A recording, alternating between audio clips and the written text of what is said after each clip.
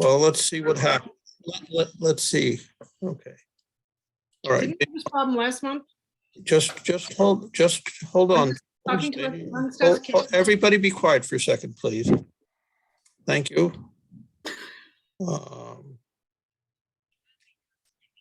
Okay. You just, okay, so just a minute, I got to promote you, so hold on. More.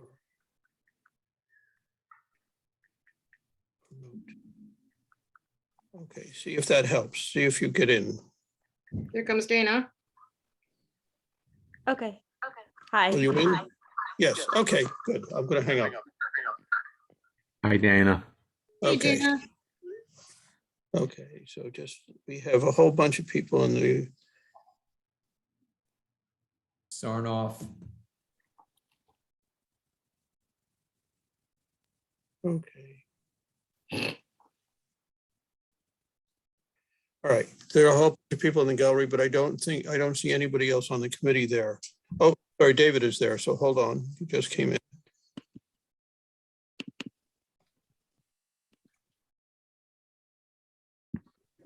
David, you should be being promoted. Are you in? Yep. Hey, Dave. Okay, all right. I don't see Elsa. She said she might be late, Dan. Yeah. Okay. All right, so I think, Tony, the floor is yours. You need a motion to open. Motion to open, please. Second. Peggy, thank you. Dave, okay. All right. So this is an interim meeting for the Village of Mamaroneck Flood Mitigation Advisory Committee. Today is April 20th, 2022. I'd like to just go through the agenda.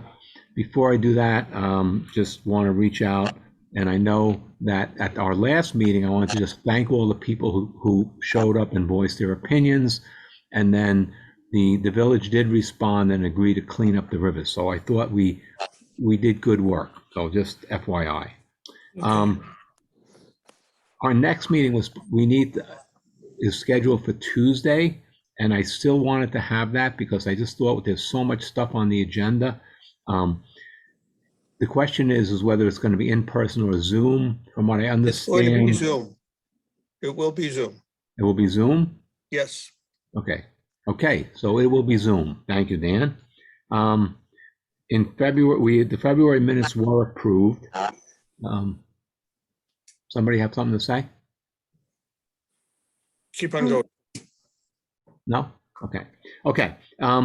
Just wanted to follow up on the Florence Park residents. They had sent a letter, and I was supposed to ask for some additional follow-up work at the 2 weeks ago at the board session. I got bumped to 4/25, which is Monday. But again, the village, I guess, did send out some of this crew to open up the manholes and person holes, whatever they're called nowadays. And many of them seem to be filled with muck. So the residents seemed like they were being tended to, which was good. Tony, you have residents from there on the as attendees. I don't know if you want to allow any of them to say anything or not. Sure. Who? Yeah, they could. Yeah. Go ahead. B's hand is up, so hold on. Okay, B, you can talk. Thank you.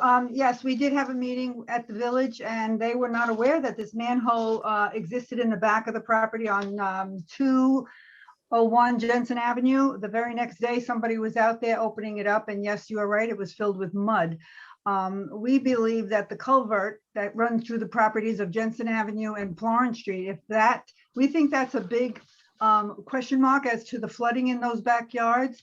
And we believe the village has some work to do and has the capability and the expertise to do that work as far as investigating whether or not there are more manholes on surveys, whether there are easements, because we feel that if you can find the flow of water that's supposed to go through that culvert, and there's a lot of spots around that they don't really know what's under it, and then ultimately clean those culverts, fingers crossed. We think that that would have, if the culvert was going to do what it was intended to do many, many years ago, that flooding area in the backyards would subside greatly. Just want to say that, you know, somebody mentioned at your meeting last time I tuned in that there's a lot of neighborhoods like this that need attention. We appreciate being on your list now and making you aware of us, and anything we can do to help, please call on us to do. Thank you. Tony, if I can be, that's really important because back in 2010, in that neighborhood, we created a list of all, not just the high prone and frequent flood areas and storm drains, but a list, an entirety of how many storm drains and manholes there were in the village. We want to make sure that that manhole you made reference to is placed on that list, and especially in advance of major storms, making sure that that's clear. So we definitely, there is a list, the municipality has that. We have to make sure that that manhole is added to it and that the frequency is maintained on a year-round basis. Yeah, B, this is Steve Glenn. I actually live on Florence Street, and I'm just curious if it was basement flooding or was it backyard flooding? It's the backyards. It's the backyards that right at the property line where the properties of Jensen and Florence would meet. I Okay. took some pictures actually and sent them to Tony, I guess yesterday morning after this storm the other night. I'm looking out my window and there's quite still a couple of days later, a big lake back there on my neighbor's property behind me. And it'll take days to go down. I believe if that culvert was working, it would have taken that water and gotten it out of the neighborhood. Okay. That's a Well, shouldn't that- stormwater culvert, B. That's what we believe when we brought it up at the village meeting with Mr. Barbario and Mr. Iannelli, I think his name is. They knew the culvert existed. It doesn't appear on any maps. But Mike came the very next day to open that manhole, and we need to see if there's others and trace that culvert. I don't think they really know where it comes from, where it goes, where the outfall is. They need to do a little bit of investigating, and I think they Tony, can is there a probably. way, Tony, is there a way with your communication back? Mr. Sarnoff, the deputy village manager was supposed to be, I believe he was going to attend, or he will be attending. We were told he was going to take four. The communication that we sent back to the village, Tony, can we make sure that this particular manhole component is? I was going to make another suggestion. I was going to say, Tony, if you're going to go into the work session, I would suggest as part of this project for Florence Park, we expand it slightly and make sure that that entire length of that culvert is looked at and analyzed while they're doing this work. And then we'll get it looked at from head to toe. I interrupted for a minute. Elsa, I don't know if you can hear me. I've been trying to promote you, and for some reason, nothing's happening. I don't know if you have to do something from your end.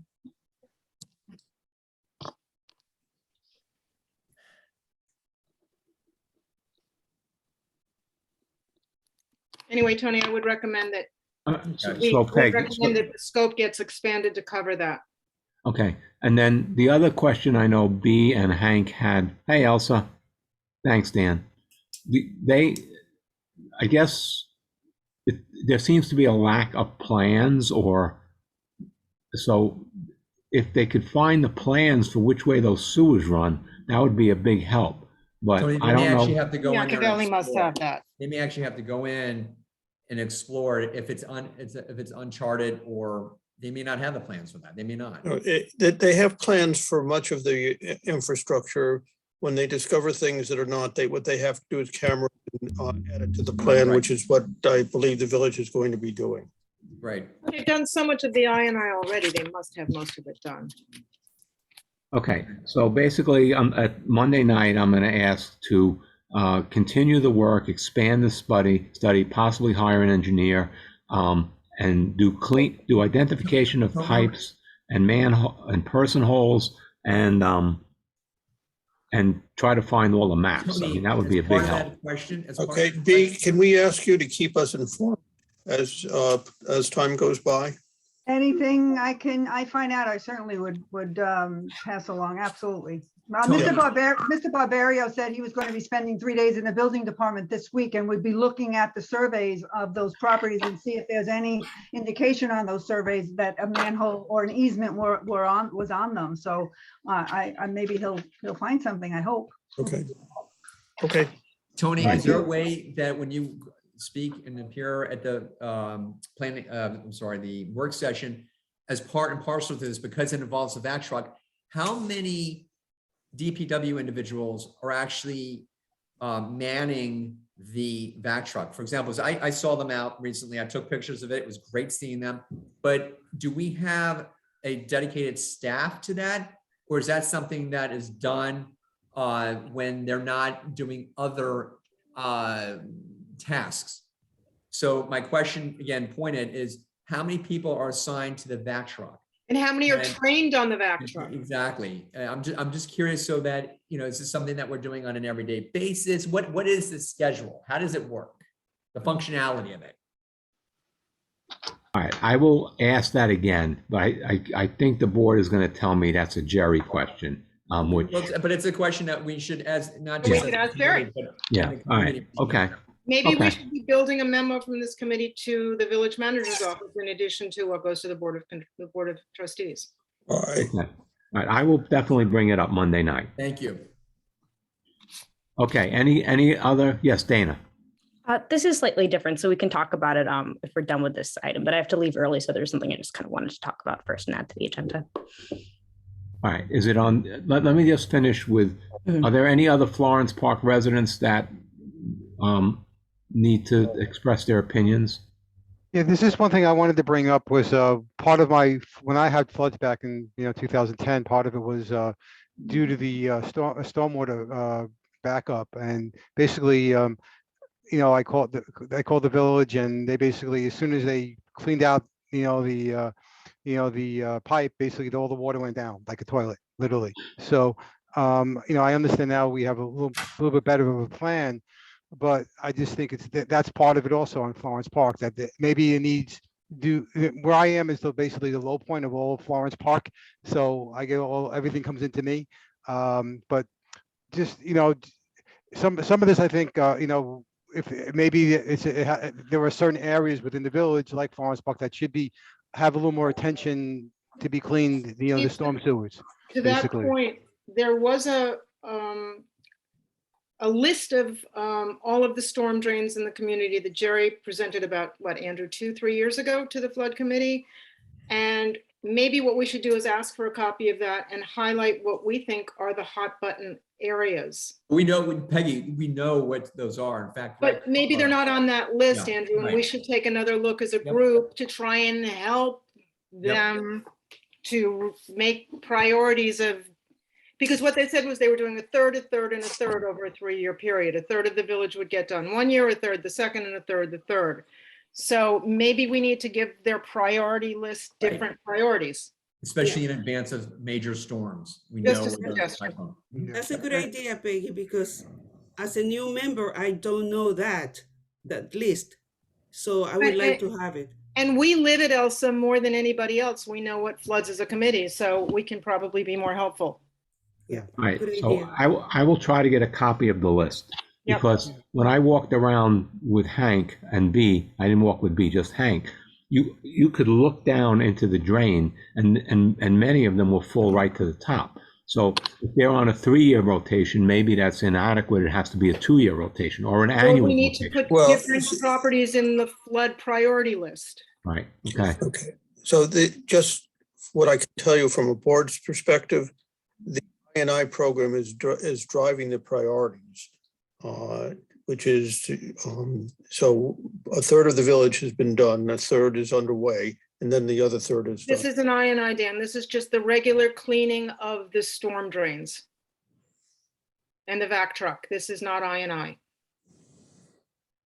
Okay, Okay, I'll get that list. Yeah, there's All one right. more thing I did want to mention, and it's kind of simple, but what I found out for $5, you could put this in your storm sink, and it plugs it up, and you don't get backup from the That's storm. okay. Good idea. $5, Home Depot. What's it called? It's called a drain stop. Send us a link. And What are you Stephen, selling it for, Steve? Stephen, Let's move on. Stephen, $6 that's a for perfect- Steve. Stephen, that's a perfect thing that when we used to have meetings and presentations in front of the community, which Tony took part in and Robert and a few others took part of, things to share with the community. Knowledge is power when it comes to things like that. So Mhm. that's a simple $5 thing that Could that's help. fantastic. Yeah, they have them in bigger sizes that you can put them in your floor drains. Do they have one that covers the entire village? Yeah, but No, maybe that's just- another thing that you mentioned, because it was actually something I was thinking about, that maybe we should have some kind of regular education to the public, part of the We used to do communication. that, Stephen, we used to do that. Yeah, I mean, quarterly. Why don't we or- move that to next Tuesday night's discussion? Yeah, okay. All right, All Tony. right. Dana, is your point on, is your question on the agenda?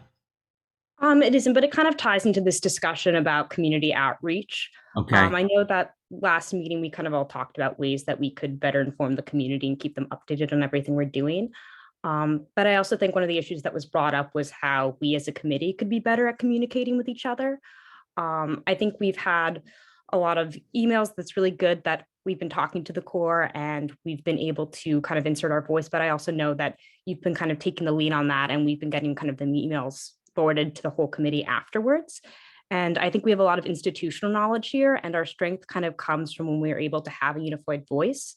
And that kind of happens when we're all aware of the information coming in as it happens. So I just think that's something we should sort of talk about in terms of streamlining information and making everyone aware at the same time. okay, I'm not clear on what you're saying. Okay, what I'm kind of saying is I think that recently we've seen that you've been emailing with the Army Corps about different flooding issues in the Mamaroneck, and the whole committee's sort of been forwarded those emails afterwards. And I think it's important that we're all aware of the conversations that are taking place as they're happening, kind of in real time, because I think we're most effective as a committee when we're all on the same page about the information that's being shared and what the priorities are.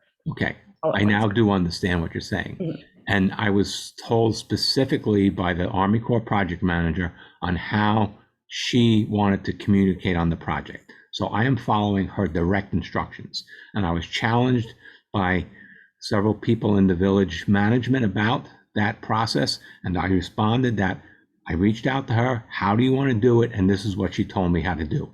So But Tony, you could email the committee with whatever you're planning on sending to the core. So it's being sent with everybody's voice, even though it's coming from you. And anything you get back should, whether we're copied on it to the core or not, should be immediately distributed to everybody. You can be the spokesperson, nobody's questioning that, but we need to have the communication back. I'm looking back, I'm thinking back, Tony, back in 2017, 2016. Again, we had many potentially polarizing issues related to ACE. And there was a sort of a methodology of how communication was made, because obviously if we all did something, we would have ended up with nothing. What is the methodology? How does it work? What's the process in terms of, for example, they have a question, they reach out to you, they reach out to the village. How does it work?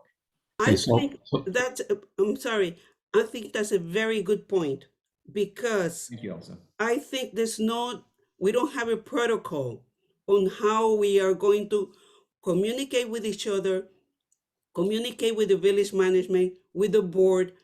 This is essential because this is where frictions begin to Yes. happen. So we And have to rumors make and that clear. misnomers. Yeah, Elsa, you're absolutely right. Yes, Transparency. yeah. And I think the other point about this is that, there's still a lot of people out there who think that us and the government doing nothing. So I think, again, I'm going back to us being a lot more public to the public. And I'm going to mention it again, Facebook, Instagram. That's the way people communicate today. Dan even communicates through Facebook. I see him on there all the time. So, I think it's really something that we should be doing. But again, we could table the specifics till next week if we want. But is there a methodology at this point, Tony? I mean, So the only method, well, Peggy sent the letter to the core in like October, right? So what was the March meeting, I think we decided we should send it again, right? Dan and Peggy and I spoke, and we had different opinions about the process, right? So I wasn't sure what to do. So I reached out by text. I had reached out to Bethany months ago to try to find out when the meeting was going to be. She didn't respond. Well, she called me and it went right into my voicemail. So I lost about a month there. So then when I reached out to her for the process, she said, you send me the email, CC Jerry. And that was it, I think. That's who she wanted, right? So I said to her, I really don't think that's okay. I said, I think I have to at least CC Dan, and I did ask about the FMAC committee. She said, Tony, I am telling you specifically, send it to me and CC Jerry, and you can CC Dan. She was like blunt as anything, right? So I'm like, okay. So then she sent me an email saying, please also CC a guy named Syed at DEC and a guy at the county. I'm trying to Westchester remember. County. Excuse me?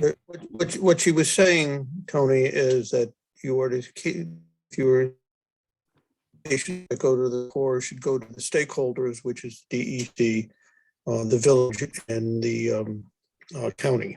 And those are the people that were designated. Right. And then she said she added one person at the Army Corps. So Yeah. basically, so I told Dan, I said, this is what she wants me to do. So he said, okay, when he gets CC'd on it, right? Dan gets CC'd on it. He would forward it to FMAC members. So that was the process that is in place at the moment. But that hasn't been happening, number one. Why can't you simply CC us, Tony, after you sent it on a separate email the next minute? I sent this to the core today. Please be advised. And anything you're sending to the core should come with the knowledge and the consent of this committee. It's a Right. committee. So what I sent so far was that letter from October, right? And then the other thing, the only other thing I sent was Bethany, and I have this on, I wanted to talk about this today. She has asked for flood marks from Ida, right? And I responded to that this morning. Okay, so I took, and I'm blanking on his name now, the gentleman that was on the Army Corps distro list of today. I read it today and I responded immediately. I actually took him on a river walk throughout the river, showing him flood marks when they were studying the last pre-Ida. the major project. I went back to him today. I said, I don't know if you remember, and I copied everybody on the committee. And I said, I don't know if you recall, we did this once. I am happy to do this again with you at your convenience. Everybody got that. So I'm not saying you shouldn't be the spokesperson. Okay. You should be speaking with the group's knowledge and carboning us on everything, I think, unless you all disagree. Okay, to follow her instructions, I can send it to her, and then once I sent it to her, I can forward it to you all. Fine. Does that sound all right, Dan? I just want to make sure Dan's in the loop on this. I don't see. Dan's gone. Where is Dan? Hey, Tony, until Dan comes back really quickly, I just think it's a matter of, for example, if a question is posed before, I guess, you respond back, it's the input from the members that then would be the final product, which goes back to the core. And much like Elsa was communicating and sharing before, it avoids any confusion, misnomers, rumors. Someone said this. It's just, again, for transparency and for the best product that ends up going back. And it's the consensus of the committee. And it's the consensus of the committee. Okay, so, but I mean, sending them flood marks, does that require a consensus of the committee? I think he wants to come and walk the river. That's what I mean, flood marks. That goes. The marks on people's homes, the marks on the buildings. Right. But I think they need to see that, Tony, in person. that can go from anywhere from 13 feet to, 4 feet. I mean, 17 feet, yeah. Yeah. All 17 right, feet. so being that we're on communication, and Dana, thank you for bringing this up. So Dan, what we're trying to, the Think he's process as Bethany laid it Tony, out. just so you know, Dave has his hand up too. You might Okay. want to hear him out. All right, Dave, go ahead. It's on the subject of communications. I'm a little befuddled. I can't imagine that the Corps has much patience with talking to multiple people at the village. But that's just my assumption. But other than that, who's talking to the Corps? Is it Mayor? Is it Jerry? Is it you, Tony? Is it Danetchis? Who's talking to the Corps? Who's representing the village? Who has the authority to be the source of communications back and forth? Are they willing to talk to 4 people and have 4 people talking to them and 4 people talking to us? Or All they right. So Dave, I know the answer to that question. The answer to that question is when this whole process, when I reached out to find out what they wanted the process to be, Bethany said, Tony, you email me and CC Jerry. That was it. So she said that's the process they wanted. She then expanded it. The pushback that I heard from the village was that really the only person who should be talking to the Corps is the village manager. That was what was said. So I felt that being that, and I kind of rebutted that saying, hey, wait a minute. I reached out to find out what they wanted the process to be. And Dan backed me up on that to say, hey, this is what they told Tony to do, right? So right now, in answer to who's talking to the Corps, basically from our committee, I'm talking to them. From the rest of the village, I really don't know. I don't know. It's not my. Tony, I got to interject a second because here lies the problem. If the right hand is doing one thing, the left hand is doing one thing, what's the middle hand doing? And what happens if everyone's in a different direction? We need to get all on the same page. Now, we may not all agree, but we just want to make sure it's not just one message goes out, another message goes off. This person, the village manager, is getting one set of instructions. You're getting another set. We were able to beautifully achieve this several years ago. Technology is getting better now.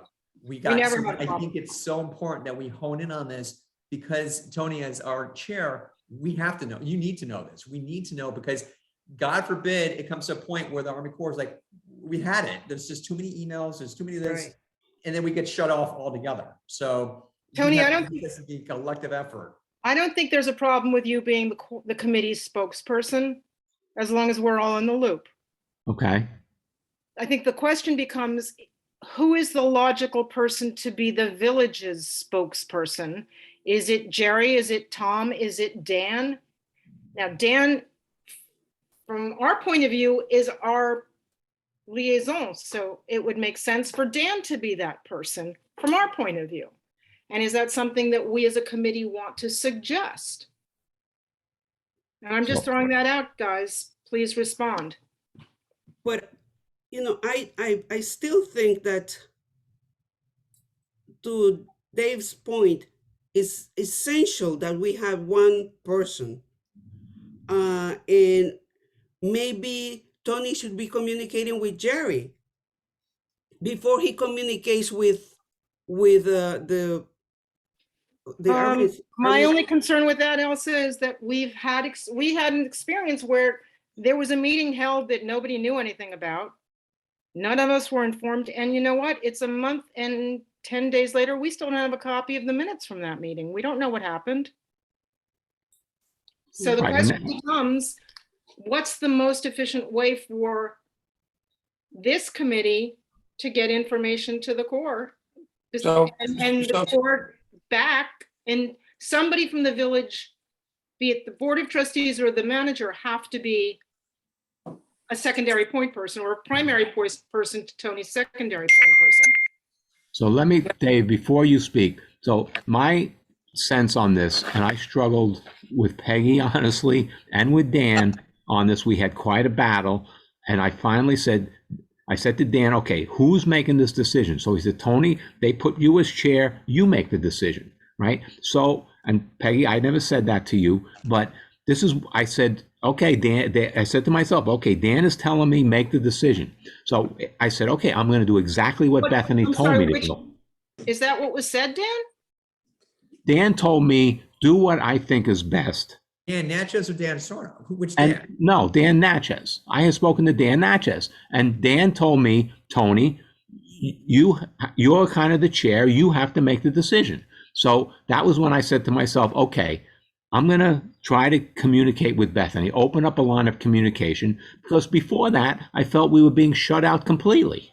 So I feel that that line of communication, Nobody's objecting to you being the line of communication. I hear, Peggy, I appreciate that. Thank you very much. I do That's not appreciate the that. problem. We want the information back when you get it, Tony, and I Okay. don't think we're getting that. Okay, So and I will, that's as soon as I send it out, as of this we're moment, good on that. We're good on yeah, that. we're good on that, yes. This is a secondary question. This So isn't let me- about you. It's about who should the point person be from the administration / board of trustees Right. be? Okay, That's the question. so Dave, you go, and then we will, yeah, go ahead, Dave. Okay, yeah, what I'm hearing is that, I mean, Tony, you're chair of the committee. It is your job to assess the consensus of the committee and communicate that to whomever. I mean, that's what, because you're chair. The question, and this is what Peggy was raising, is who's the person who is in a position to represent the board of trustees, the administration, and the committee? And I think it's got to be one of the trustees, and it should be our liaison. I mean, I think that the point person, if there's one person who's the focal point to the core, it should probably be Dan Natchez.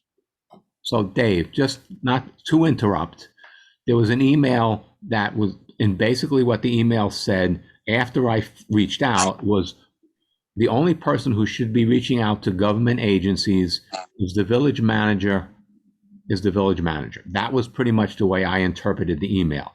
So I don't know if that's true, but that was what I read out of that email. Dan, do you want to comment on that?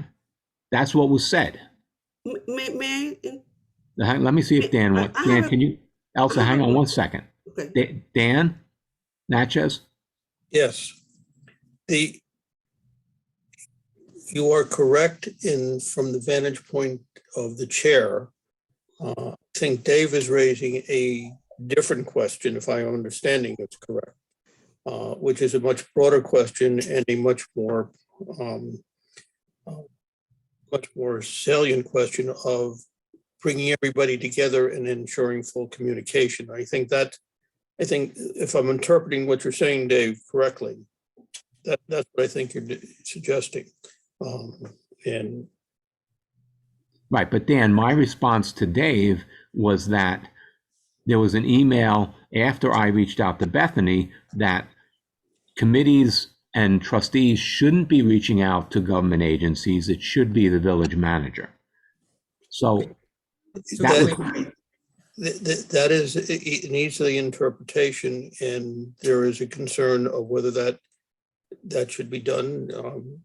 Staff is to run the project, but I think Dave is raising a much broader question and a much more important question. And, all right, and Elsa, let me go come ahead. in. Dave still Let me has come his in hand on up, I that. think. Let me come in on that because he's, there's a legalistic thing. We have a village manager system, which means our CEO is the village manager. But as a practical matter, the village manager, in my experience, does not effectively represent the consensus of this committee, nor the important, I use this word advisedly, political aspect that's represented by the Board of Trustees. And he's great administration, but I think his function misses the input of the committee because it doesn't flow into him in any way. And it also misses the input of the Board of Trustees. And, with all due respect to him, he's great. He's an administrative position, but it doesn't represent those other two pieces of what makes up the village. Okay, may I? Elsa, go ahead, you're up. I have a question for Peggy and Andrew, because you have done this and you said that in the past you didn't have this problem. What was done in the past that was so efficient? First, Peggy, Peggy, do you mind if I just take a stab No, first? please go ahead. Well, the first thing else is we had more routine meetings like we are tonight, because when it came down to the specifics of the plans, I remember meeting with flood mitigation over at the Emlyn Theater on the stage with many members of our committee and the public on multiple times in the month before we went to New York City and down to Washington. So it was a more frequent meeting so we could flush out some of the issues. That's number one. So concerns that people had were addressed. Two, the mechanism was the chair, at that point, Rich Slinglander was the village manager.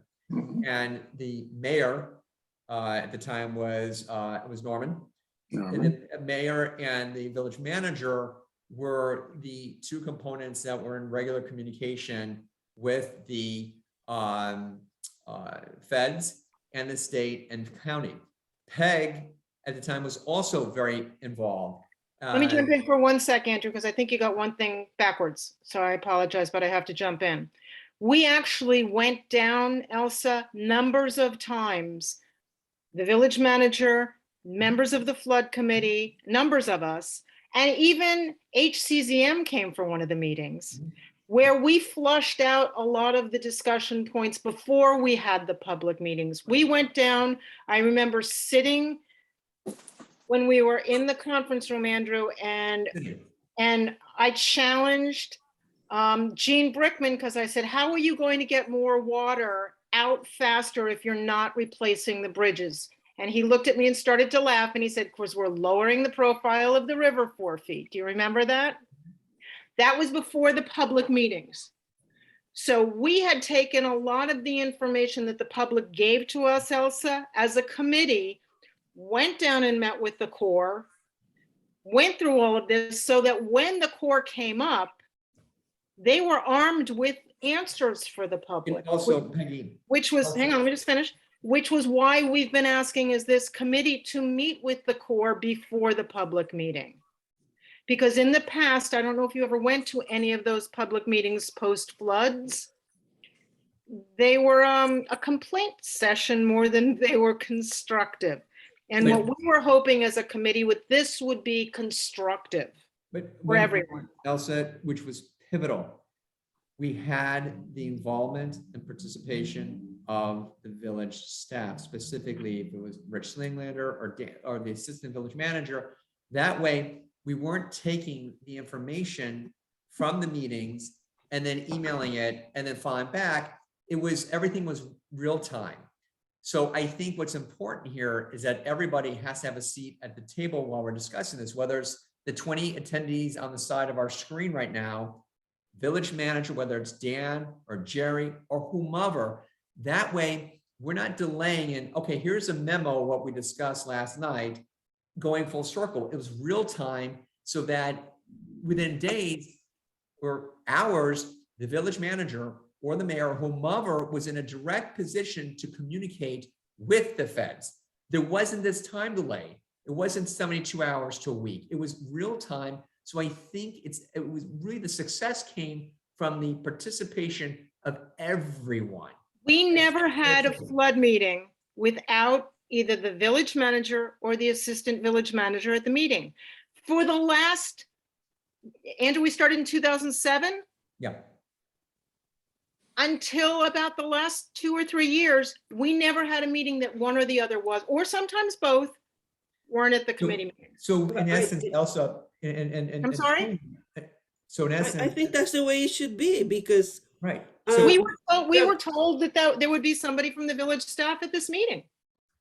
well, this was not a planned meeting. I can excuse them, but next week, the mayor said that he was going to be present.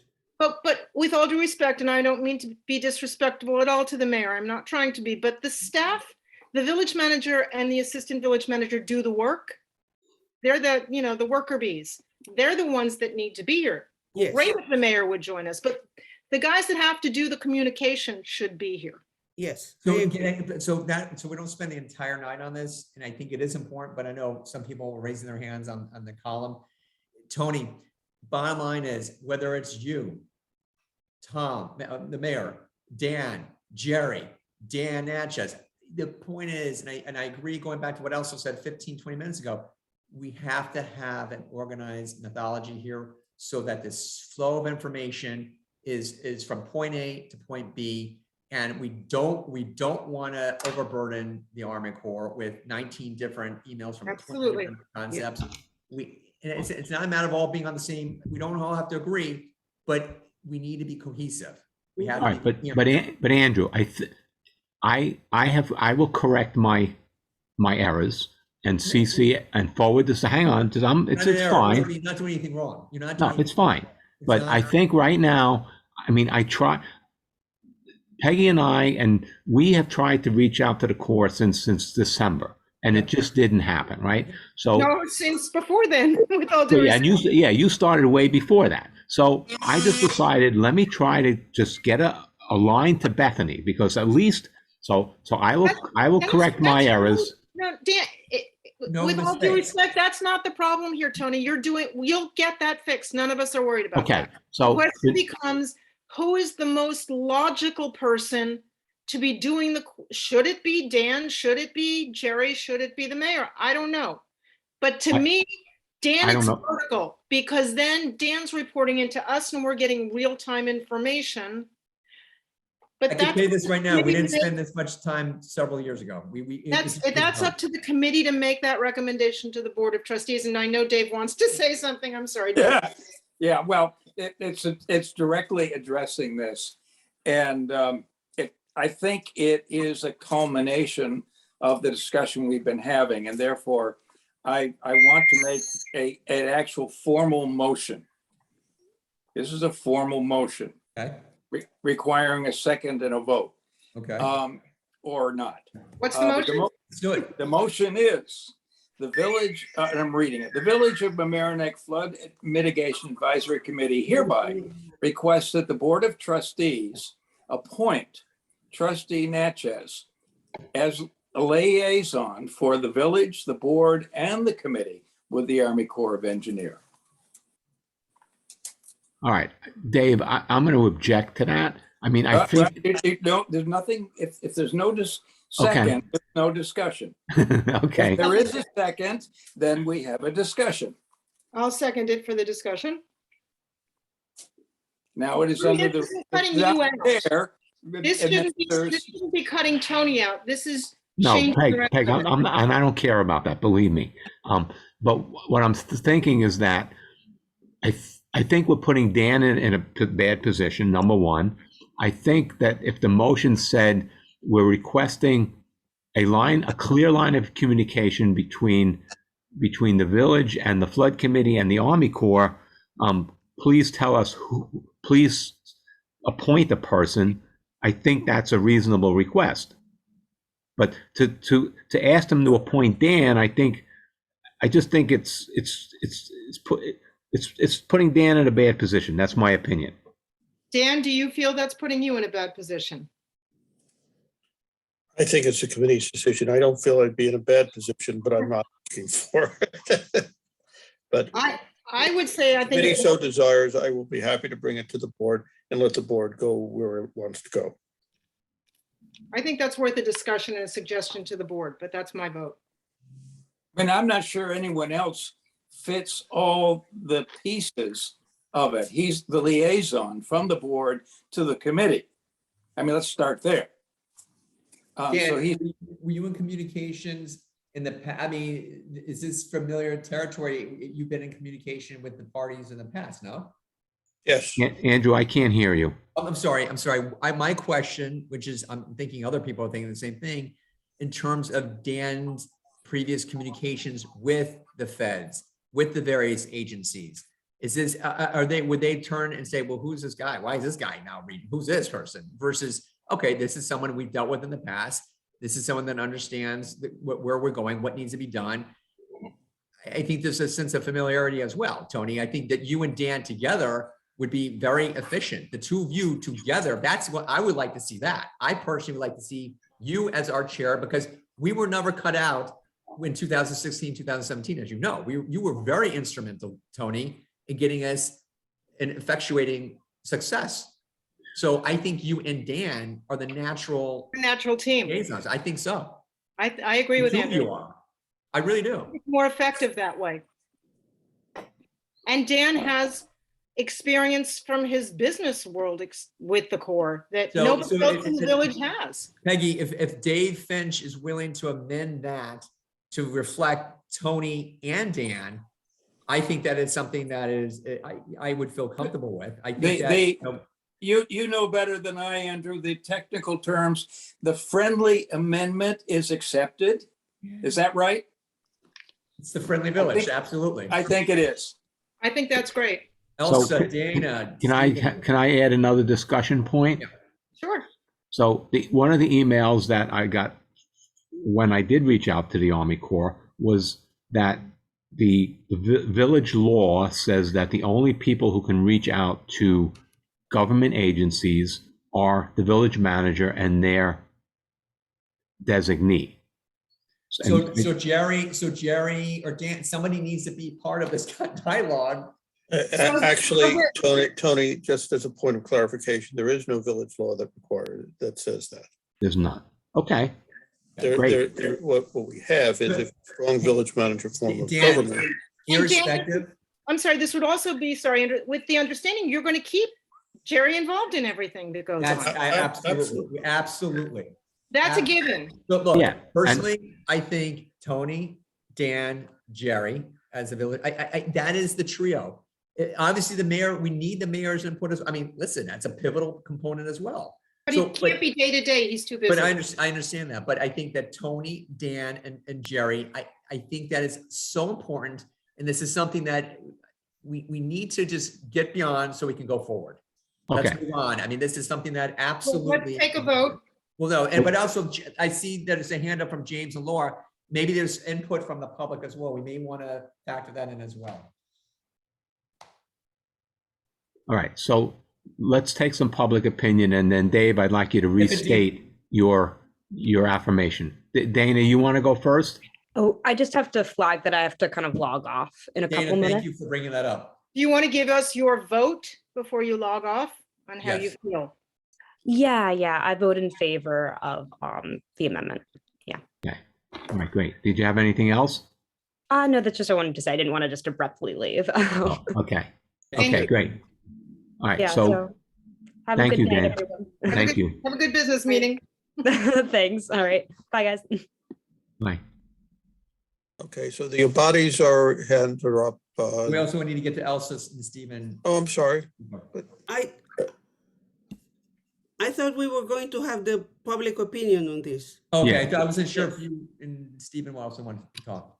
May I suggest time limits on this, then the public discussion, please? That's So why don't we just Jerry. ask the public to speak just to this point for this moment, and we'll come back to them on other Right. points later. With a time limit, please. All right, how much do we, You know what, 2 Ken, minutes? Hey, Tony and Dave, respectfully, these issues can be very emotional. They can be. All right, so let's say Let's 2 just- minutes let's per resident. Exactly. Let's use. good Dan, you want to discretion. let James and Laura in? They're allowed to speak. Hi, can everybody hear me? It's Laura Body. Hey, How are Laura, you? Laura. I'm trying to gather my thought process because what I'm going to speak about is directly in regard to the conversation that we're having now. And it's probably going to fold into 3 parts. And I'm going to probably try to get through this as quickly and as efficiently as possible. I'm going to speak from the era of being a civil servant. and as far as protocol. Although, as Dan states and the committee is stating, there is not a law or a protocol on our end as a village to communicate with the Army Corps. Understood. Am I right Correct. to say? But as a civil servant and as a business owner, and as knowing how the federal government works, there certainly is a protocol that they have in place. They're not willy-nillying this. They're not picking and choosing. They are not saying, you know, I'd like to only speak to you and then only speak to you. There has to be some packet and document on file that we can see as a community with the nuts and bolts, A's, B's, and C's, on how they are going to communicate with a municipality. They deal with this all over the country, day in and day out, and they have a system. We should be privy to that system. We shouldn't be guessing. We shouldn't be asking, especially at this point where we're at in time. There should be no Q&A in regard to this. We had a large conversation in regard to transparency over a month ago. That issue should have been placed to bed. And we should have, and I agree, and I know we've spoken about this, there should be a Facebook page, there should be an Instagram page on the village website. There should be ribbons and banners stating what's new and what's happening, and check for updates, and you know, talking about letters and emails and posting them as they go. You as a committee should be united. United in the fact that you are our liaison with the Army Corps, with the board, and hearing our issues both in an engineering point of view as well as an emotional point of view. You are going to get that in a two-part series in all ways, because the people most affected are the people that are in the most emotional state. They're frightened. They have been in a situation where they need to understand and to be heard and to have the information that they want in real time. Laura, you've got to wrap up. I will wrap up, but I feel that you can go to the Army Corps right now and you can ask for that information and you can find out what the protocol is, and you can have that information to us probably within 72 hours, you know. Or less. Or less. I mean, it's right there. It's in a PDF file. It's right there for us to see. We should go back to what we did in reminiscence with the industrial area. We should have at least 3 charrettes under the belt and listening and fielding what residents need and want, instead of us coming into this forum and taking up time, your work time that you need to filter through it. Minus the residents out and hear what people have to say, what they need, what their suggestions are, and have that filtered in. And I'm going to go to the third part and get off very quickly. You were talking about sewers and maps and what's needed. History in this village is deep and large. Deep and large. You have many residents that have tons of knowledge, ex-employees, ex-engineers. They should be called to action as part of a volunteerism or a contract. You have somebody, and I'm going to shoot his name out, Vincent Keck, who can recite the sewer system in his sleep. And Laura, that's important for Tony when he goes on Monday. That's a good name to have, Laura, for Tony. He drove that truck for years. In his sleep. We need to move on. I believe B has their hand up. No. Thank you, Laura. All right, you're welcome. And again, thank you very much for overshooting my conversation, but it was pretty important to have it, and I don't appreciate the cutoff, but thank you. Laura, I'm not trying to, I'm just following. Thank you. Thank you very much.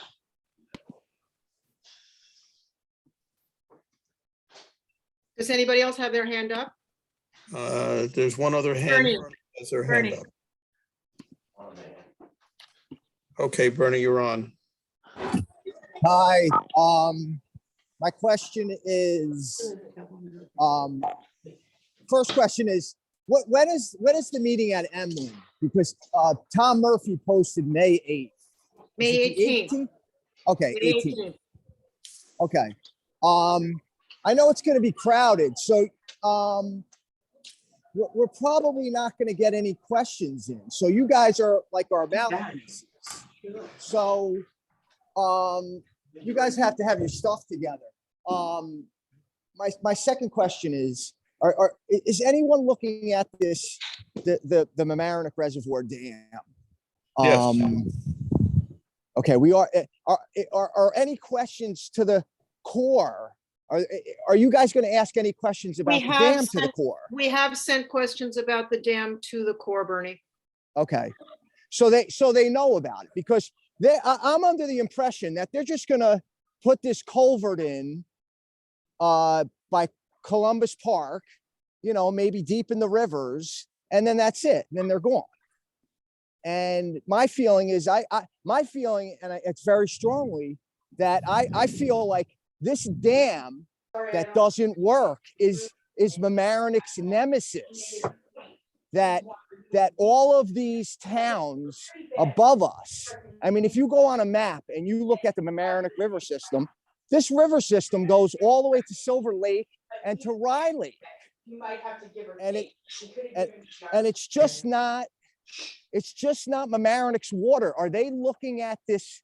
Is this plan that they did in this study, is it just Mamaroneck water, like the runoff what Mamaroneck Well, gets? the study only handles the Mamaroneck and Sheldrake River. It does not include the dam, and it's supposed to have taken into account. No, but their coming into the calculations, village.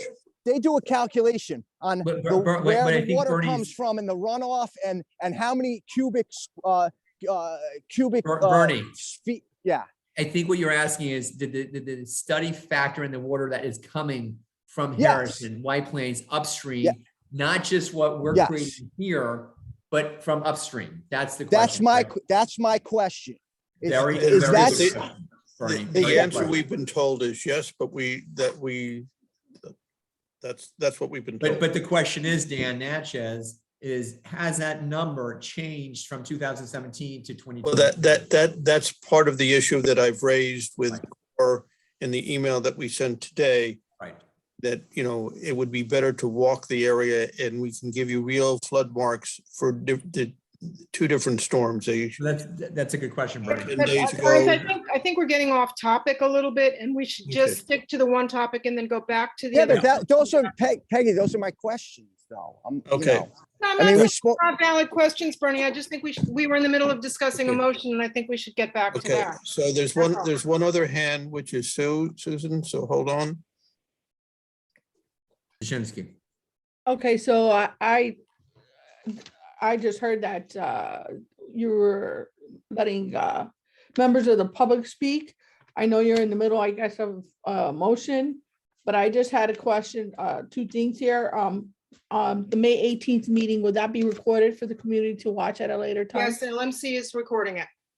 Okay, and I just have a question about this recent, I understand that the village has decided to reinstate the funding for the river maintenance, and that they're going to organize dredging the Sheldrake and the Mamaroneck River. But again, I don't hear anything about dredging the Beaver Swamp Brook. And I understand also that this maintenance line in the budget was eliminated by our mayor board of trustees a few years ago. So I would, Susan, it was never eliminated. It just, the line has always been there with different funding. It just isn't by the village. it just Even wasn't though used. it was in the budget. But that's off topic, and let's come back to that. Okay, Thank you. is there anybody else on the motion? Dave? Dave, So there are no more hands on the motion. hang on. Back to you. Noting that there seems to be no other discussion on the motion, I move to call the question. So Dave, can you repeat your motion? Right. The Village of Mamaroneck, as amended, the Village of Mamaroneck Flood Mitigation Advisory Committee hereby requests that the Board of Trustees appoint Trustee Natchez and Chairman Gilbert as liaisons for the village, the board, and the committee with the Army Corps of Engineers.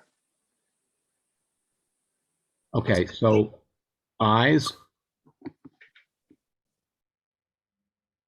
And we have Dana's aye. Right. Elsa, you're not an aye.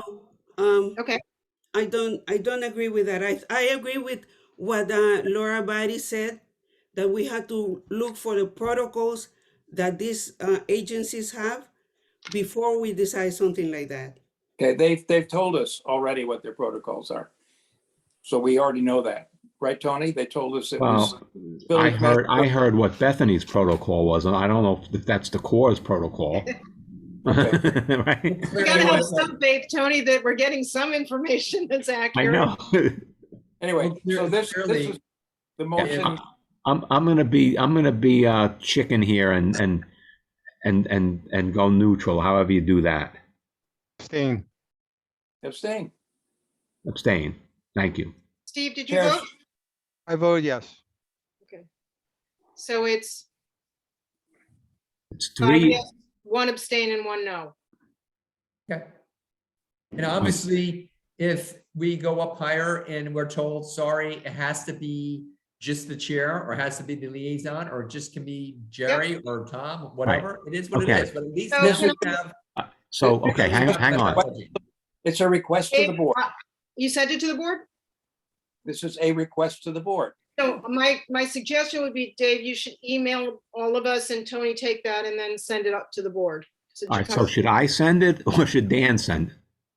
No, you should send it. It's the committee. You're the Okay. chair. All right, so Okay. Dave, circulate it to everybody, and well, then I'll make sure we're okay, and then I will send it to the mayor and the board, right? In order to make sure, I'm not sure I have a list that I could count on. So Tony, I will send this to you and you as chair can distribute it to Fine. the board. Yeah, for- Dave's had a little problem getting on the village email thing. Yeah, I know. Yeah. All right. Okay. So I want to go back to what Laura mentioned. So Excuse me, Tony. As chair, are you declaring that the motion is passed? motion is passed, yes. Thank you. Declare. It's- Motion is 4, 1 against and 1 abstention. Right. Okay. Just 5, 1 and 1. Because Dana was for it. Yes, I'm sorry about that. Yep. So I want to go back to Laura's statement. So Dan, can you reach out to the Army Corps and see if they have a written protocol for communication with project applicants, whatever the village is? Yes. All right, thank you. Happy to do that. And I then, just want, go ahead. no, I mean, I just wanted to kind of extend with the whole transparency thing that we were talking about with the rest of the village. I just want to know, Dan, if the Board of Trustees can pass some kind of motion to require a village rep attend all of these types of meetings. You know, because right now, if you passed it, I guess they would have to. Is that something that can be done? I mean, and I guess it just can't be the FMAC meeting. It have to be all meetings because we can't prejudice against any group. So is that something that could be passed?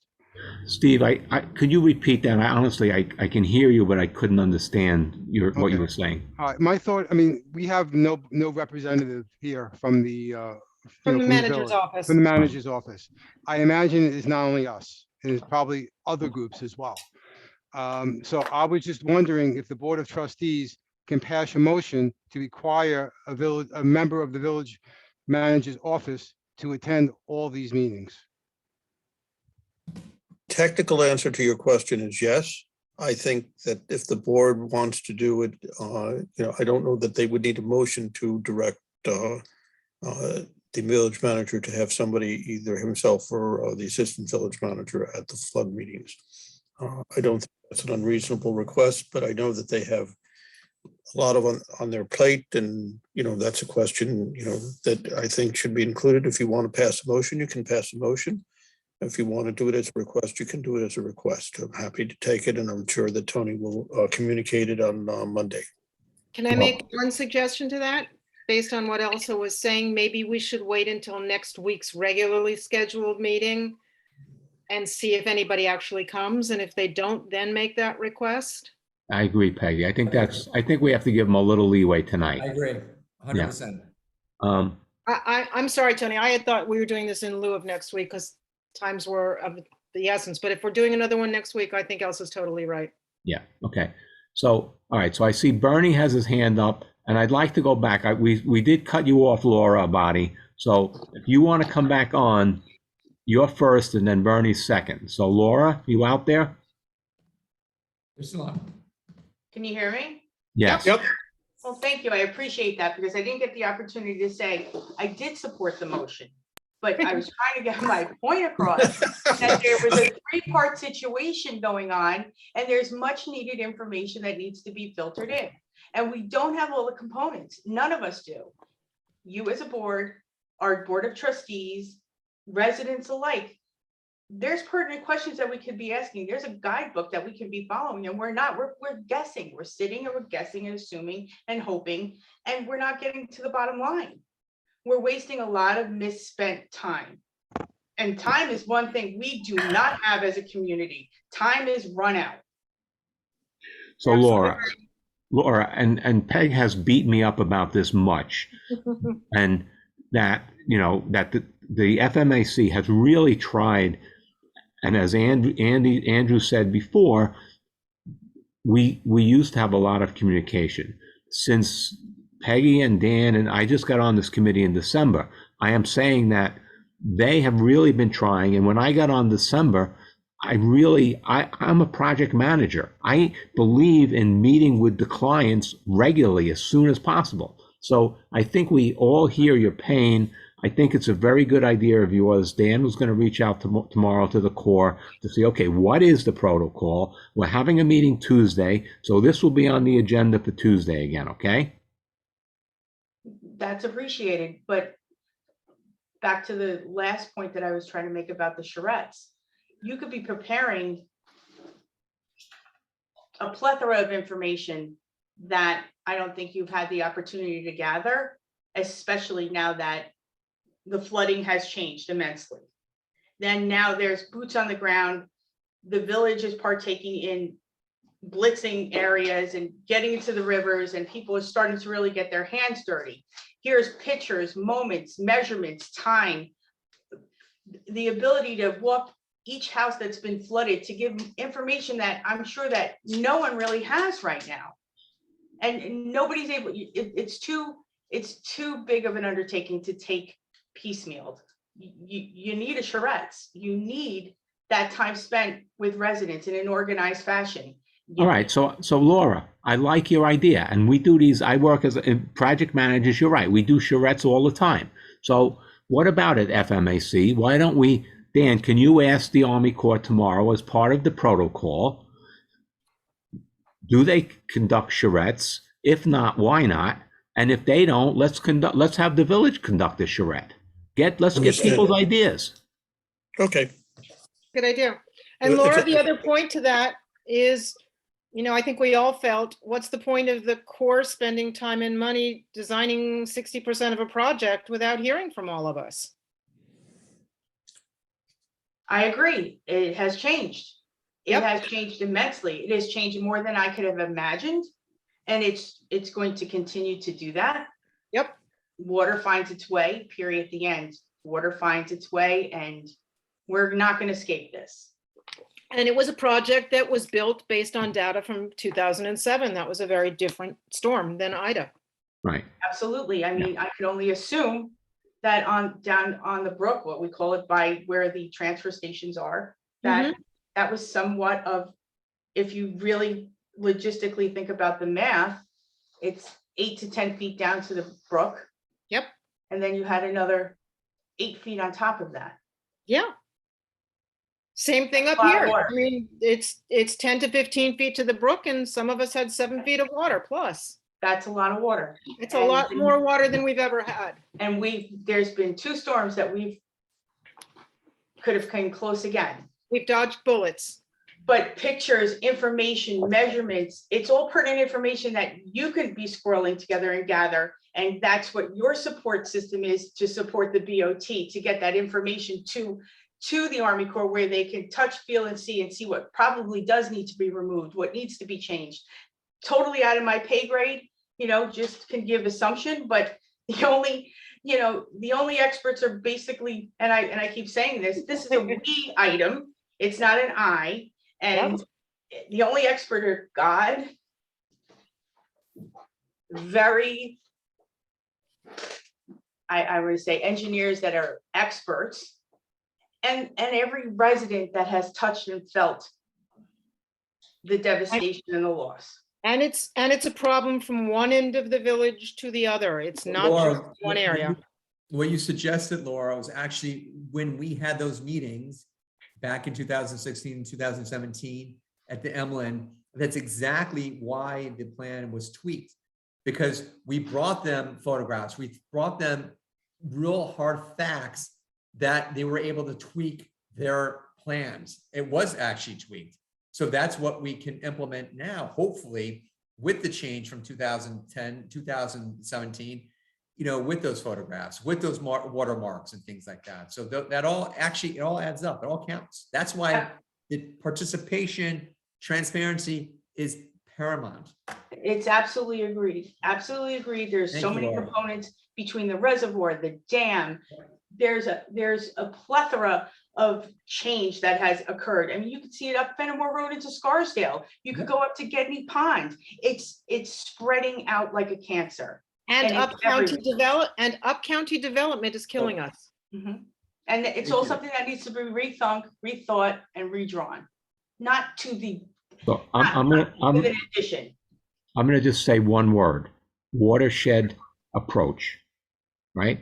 We need a watershed approach. All right, Laura, we need to move on here. All right, Okay. thank you. Good night, everybody. Good night, Good night. guys. Laura, All right. thank you very much. It was very Thank you. helpful. Allison Stable is And then Bernie. All right, Allison Stabile, go ahead. Hi, everybody. Good evening.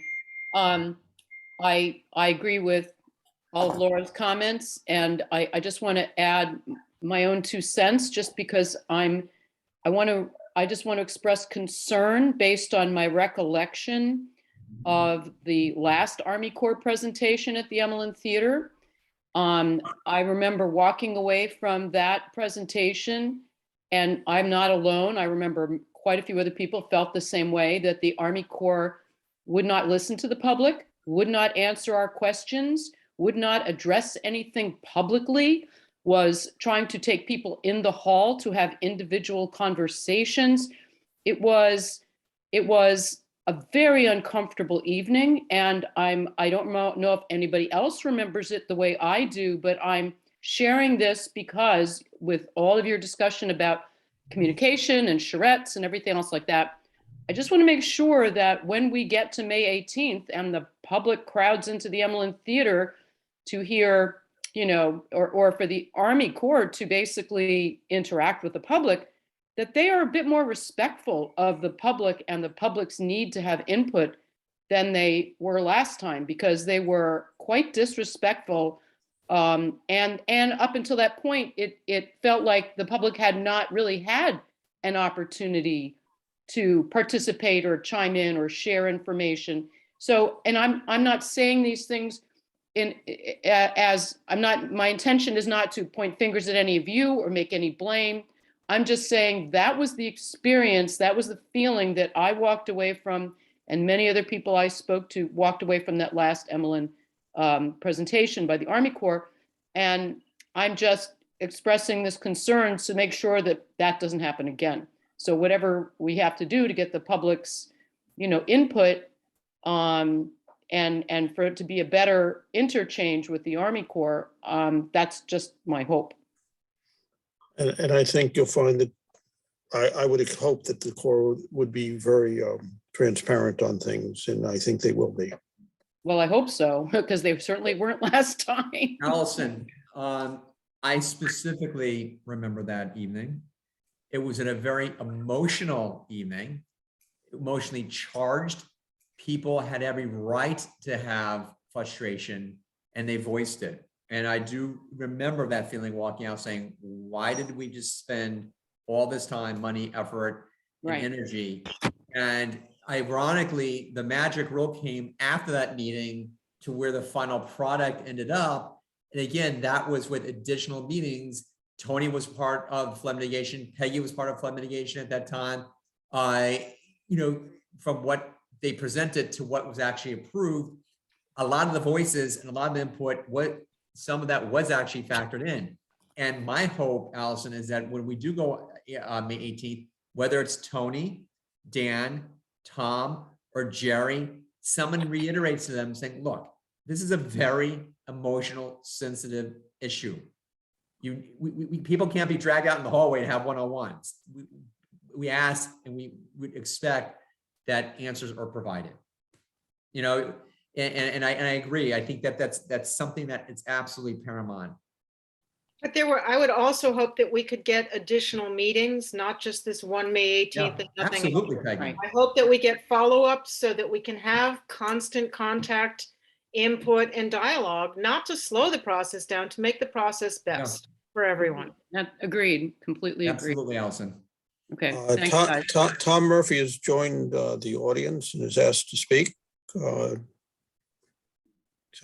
right, so Tom, you're on. You're muted, Mayor. I thought that he was going to go to somebody else first. I don't want to take somebody else. Yeah, all right, Tom, thank you. Bernie, we'll do Bernie. Bernie, please be quick, okay? Or is that an old hand up? Bernie, are you on, or is that from before? Can you hear me? Yes. Okay. My question is, well, yeah, you kind of answered the question, but I'm wondering if the study is coming from upstream, because the dam needs to be addressed.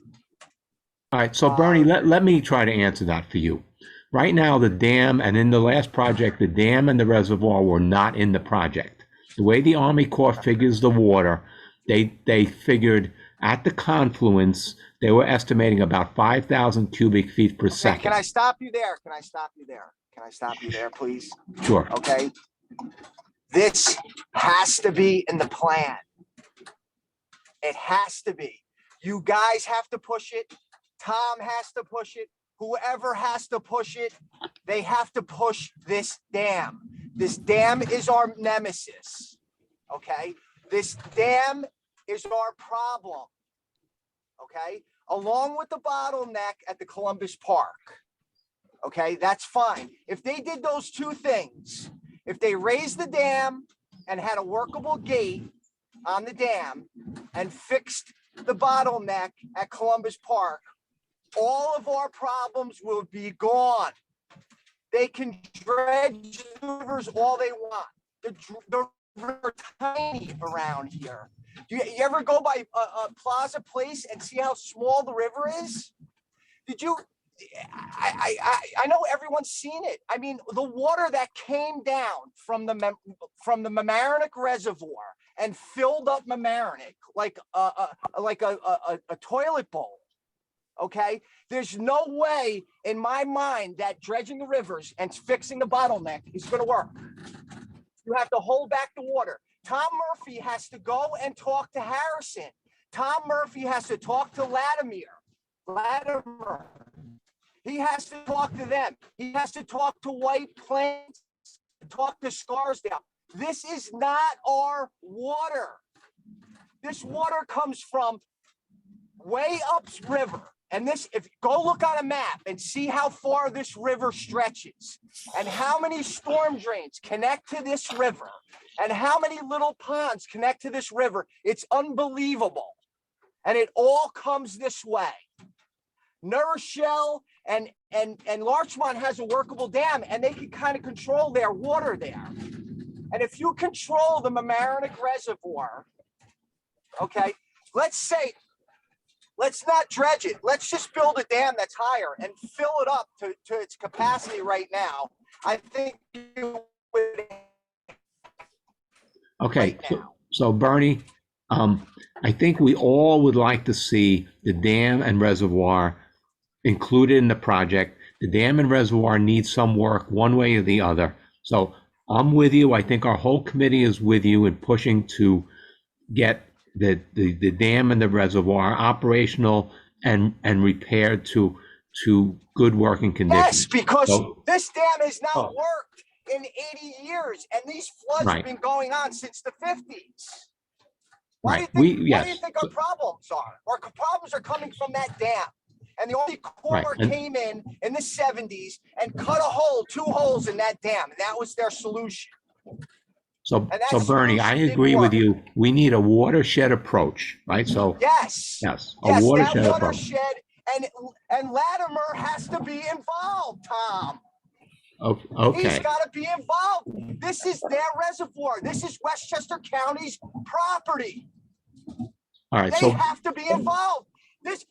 Latimer should be at this meeting at the Emlet. I have not heard any word of his name for the Emlet. He's got to be there. This water is coming from Westchester County, lower Westchester County. That's where all this water is coming from. It's not coming from Mamaroneck. all right, Bernie, The I water will. comes down the hill and ends up here. Bernie, I will ask Tom to invite Latimer, and if he can't do He that. said he wants to help. Let him help. Okay. Stop yelling. Okay, great. He wants to help. And my other questions are, is this gonna, and I don't know, is the Army Corps, are they bringing in their own contractors and doing this work? And who's gonna be overseeing all this stuff? Is it gonna be the village manager? Is it gonna be somebody that can't handle this type of a project to oversee it? That's the other questions. I don't particularly want to get up at the Emlyn and scream and yell and voice my opinion. I would don't like want you for to you either. guys, That's you guys to get up with a list of questions, and I'm going to email everyone a list of questions. Bernie, And Bernie, all that's of these exactly, questions, Bernie, and that's all these exactly, questions are going to happen. Bernie, Yeah, but you guys argued who's going to ask the questions for Bernie, an hour. You guys didn't Bernie. know who was going to be the spokesperson. Bernie, listen, unfortunately, this is not our first rodeo. We've done it before. We're gonna do it better, and we're gonna do it again. And with your Okay. input, listen, Bernie, with your input, the questions you just asked, duly noted, and it's gonna be asked, because those are reasonable Okay. questions. But by, like you said, going into that meeting and yelling like this, unfortunately, it's gonna fall on deaf ears. We have to be smart, Yes. we have to be articulate, Yes. and that's Bernie, what we're gonna do. And That's- in the There's going to be question, a list of questions, a list Yes, of 20 Bernie, questions. Bernie, we And got, put on we their got you. desk and say, answer these questions. We got you. and we have already. Because And when they don't, Bernie, and when they say we're not doing anything to the dam, you can't say, okay.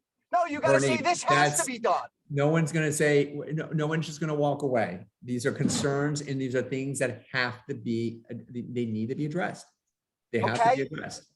This, And and Bernie, I we get have- Tom's because I've heard Tom. I get Tom's thoughts. He wants to get them here and he doesn't want this to fail anymore. And I get that. But let's do it right. Let's get him there. Yeah, let's get him here. Let him start fixing the river. This is going to be a few year project. Let's get him here to fix the rivers. Let's have them start putting that culvert. But Bernie, in. I got it, Let's Bernie. have them do Bernie, that. give me a second, and Bernie. then say, look, this dam has to be done too. Bernie, give me a second, and I'm gonna step out of line here. Several years ago, Tony and I think Peggy, you were there, we were in the city. There was another community that was sitting a couple doors down in another conference room. I don't know that Tony was Respectful- at that meeting. I know Okay, you. I was there, Tony was there, and a few other individuals were in that meeting. And the community that was sitting a couple doors down was from Long Island. And unfortunately, they carried on much like the tone. I understand your emotional where it's coming from. Guess what? They were shown the door. We weren't, because we came in ready, we were articulate, and we were prepared. And Bernie, we're gonna take your energy. I know, your I concerns- know, but here's my frustration. Here's my frustration. Just wait, I Bernie, let me came- I finish. Let me finish Go a ahead. second, buddy, let me finish. We're gonna take that and we're going to be articulate. Our mayor is gonna be there. Our trustee is gonna be there. Our village manager is gonna be there. We're gonna be there. And we're gonna speak as a unified voice. And we're gonna bring this home and we're gonna get it done. It might not be to everyone's particular, desires, but we're gonna bring it back and we're gonna advocate, not just on behalf of you, Bernie, but on behalf of everybody. Our mayor's gonna do that. Our board of trustees is gonna do that. Everyone's gonna do this. Okay, that's fine. but Thank- where my thank you, frustration Bernie. is- Oh. where my All right, frustration is- Bernie, we have to move on, I- I okay? understand. I'm gonna leave my last note. Where my frustration is I've addressed Tom Murphy and the Board of Trustees. And I said, the dam has to get fixed. And you know what the answer was? Silence. silence. Bernie, Alright, Bernie, you have that on the we are phone right So gonna now. that's where my frustration is. Okay, So Understand. we I hear would like- you. Look, I would like to email you guys and I would like to, Can't wait to. I would like We to send welcome you my that, Bernie. questions. Oh, We welcome that. Thank you. Okay. Thanks, Bernie. I'd like to email you guys questions and I would love to hear the questions that you, before you go to the meetings, I would love to hear the list of questions that you guys are gonna present to the. And there's to no the reason why meetings. we can't circulate that. There's no reason, Okay, Bernie. We that's did it fine. before. We can do it That's- again. all right. That's fine. Thank you. I'm Yeah, and just Bernie, very adamant about this dam. I'm very Understood. adamant about this dam. I'm sorry, but I think this is the root of all evil is that Oh. dam. Okay, Bernie, Yeah, Bernie, thank one you thing- very Bernie- much. Yeah, Okay. Bernie, one thing I just want to mention that, the people in Washingtonville are concerned with the aquifer. That's the problem. The people like myself are concerned with the drains not being drained. It's everything. It's Yes. not just what you're saying. So just let's keep that in mind also. Everybody has an angle. Everybody who's on the water gets flooded when there's because of a hurricane that might come that way. That's the next thing that's going to happen. So it's an everything Tidal approach. fluctuation. Yep. Yeah, Okay. everybody. So we just have to keep that in mind as well. Okay, Mayor good. Murphy. Tom, you're on. Okay, thank you, everybody. Thank you, Tony. I just want to give some updates. I'm sure you all know that the meeting is set for May 18th. I'm also sure you know that'll be well before they've gotten to the 60% mark. So we got that moved up. You'll be able to address them before they've gotten to the 60% mark. But, I just want to keep going back to what is and isn't happening. And, you talked before, a few people have talked before about, the plan that was approved, when Andy and Tony and those folks went down to Washington. Okay. Now, we've been told that that plan could be tweaked, but that is basically the plan that they are doing. That is where the $88 million comes from. What they also have said is that by starting that plan, that allows you to move in other directions. But that plan is the basic outline. Does that plan fix everything? No. Does that plan take care of every contingency or everybody's concern? No. But that is the building block upon which we will build flood mitigation in the community. We can't do it without it. I agree. So to think that, we're going to revamp this whole plan is not reasonable, and it'll put you back to square one. And most of us will then be gone to our great reward before there's a shovel in the ground here in Mamaroneck. I'm firmly convinced of that. This is a once in a lifetime opportunity that we've been given a second chance at. Second bite. You're right. Yeah, Mr. and Mayor, I think everybody on this I'm committee. not done, Peggy. I just I'm wanted not to put done. that in, Mr. Murphy. So I've listened a long time. Just give me my opportunity to talk. We can have input with the Army Corps. The Army Corps will want to work with us. But as Andrew pointed out, it doesn't help to be antagonistic with people that are helping you. They are going to be running the project. The village isn't going to be running the project. The village will be a partner in the project. I have asked through Megan Glender to have the Army Corps answer all the questions that you guys sent to them in the email. I have been told that they're going to. So I just wanted to give you that information. And That's great. Thank you. you're welcome. And hopefully on the 18th, you'll have those questions answered and you'll be ready to follow up on them and to, elaborate and to have them elaborate. As Mr. Beal said, I was at that meeting in the Emlyn too. And it was to, that was before they had a plan now. Let's remember that. Yep. That was before they had a plan. So they would just outline kind of, but it was, it felt like, Slap in the face. here's your hat, what's your hurry?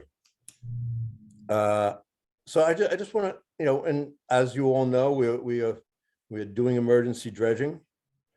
And we are going to be working on the dam. I don't know what the answer to the dam is. I don't know if we're better off with it or better off without it. But I think we got to make sure that all our decisions are based upon science. Because I know there's a lot of emotionality here, and I totally understand it. And I feel it too, and I can feel it building in the community when there's a prospect of a storm. But at the end of the day, we don't want to spend money that doesn't fix things, because money is finite. So we want to make sure that when we spend our money, we spend it wisely, and it actually fixes problems and alleviates flooding, and that has to be based upon science. And Tom, Mayor Murphy and Tony, I have a question for both of you before we get off topic with the Army Corps on the 18th. Would it be helpful if we submitted questions in advance? We As have. well as obviously the questions once they get We there. did, but- Andrew. you did, But Andy. I'm saying, a continuous sort of flow of questions, because it may take some of that emotional lightning response. That may be helpful. Well, why don't you, ask for, send out something to the community, ask for questions, and then distill it down into, reasonable questions, besides your own.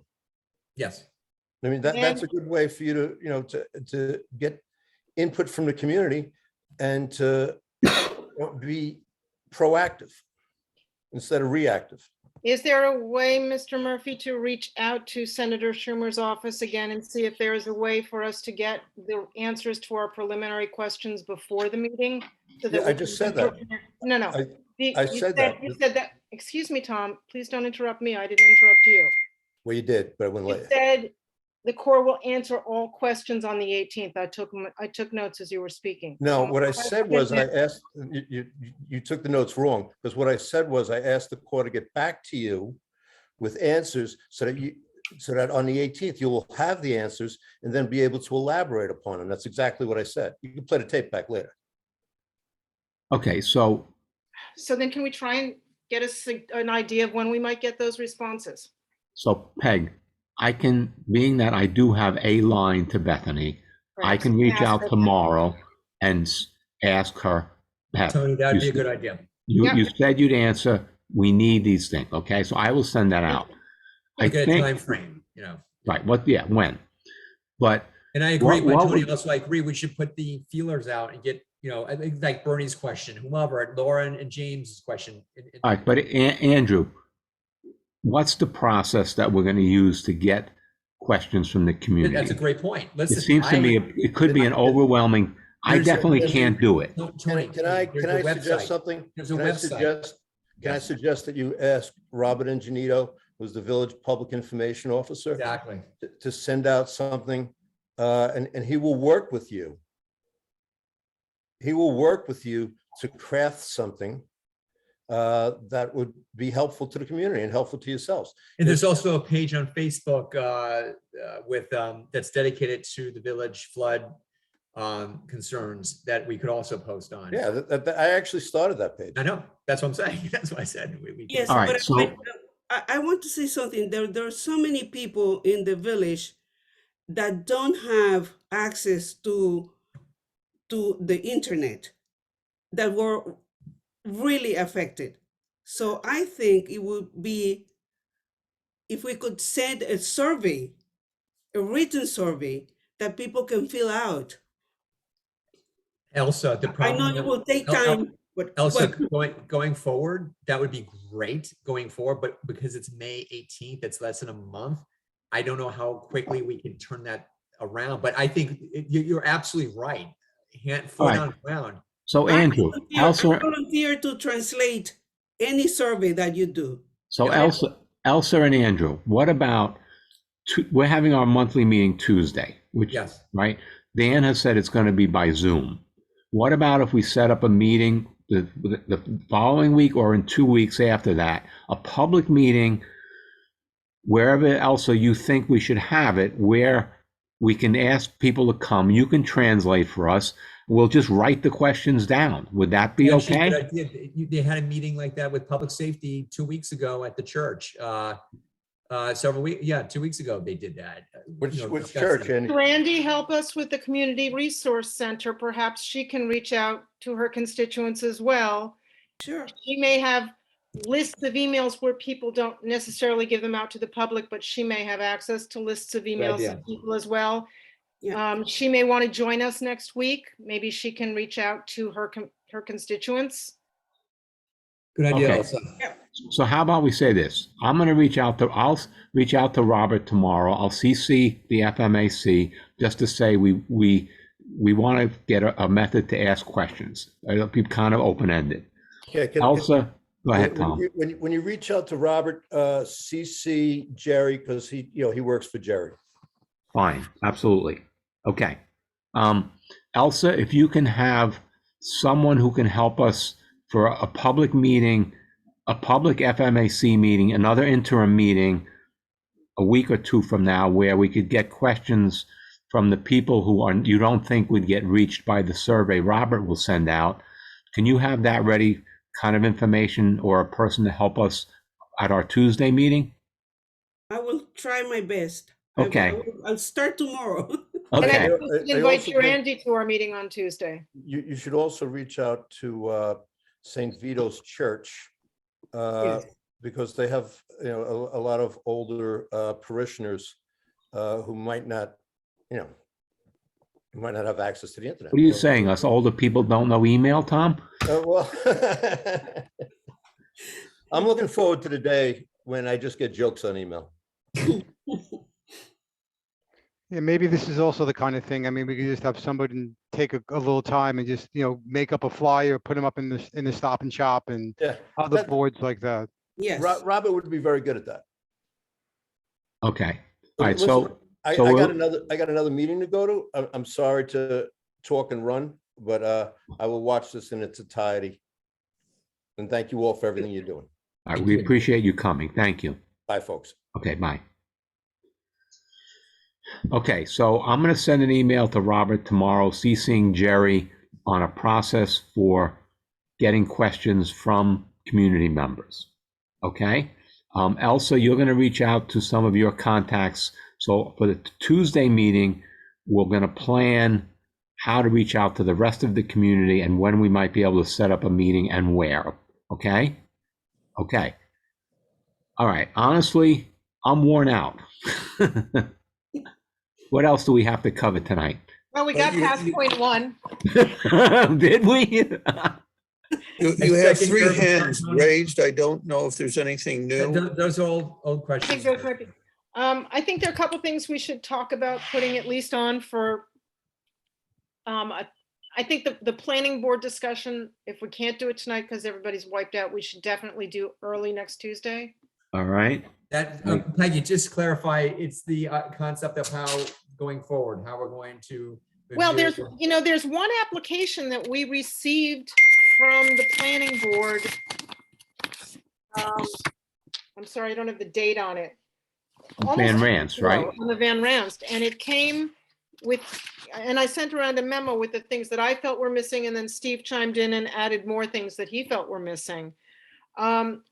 We have to work out a process amongst us of how we're going to communicate this to the planning board. To the applicants. And then, a process was put into place, I believe, by the Board of Trustees. Dan, correct me if I'm wrong, that all applications with work in a flood zone were supposed to be carbon to us at the time they received them. It was coming, from the building department. And we've gotten one. I can't believe that's the only one. Okay. So, don't know if that process is working. I think we need to make sure it is.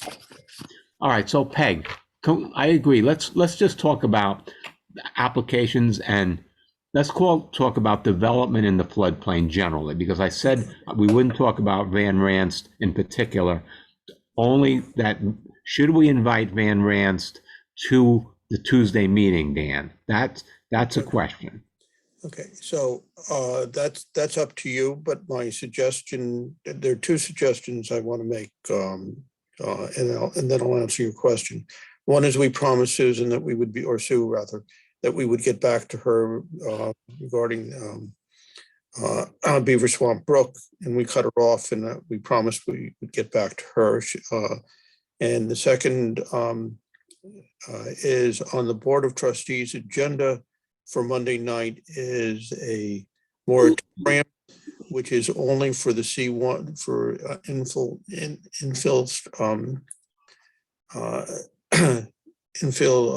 approaches for the C1 and C2,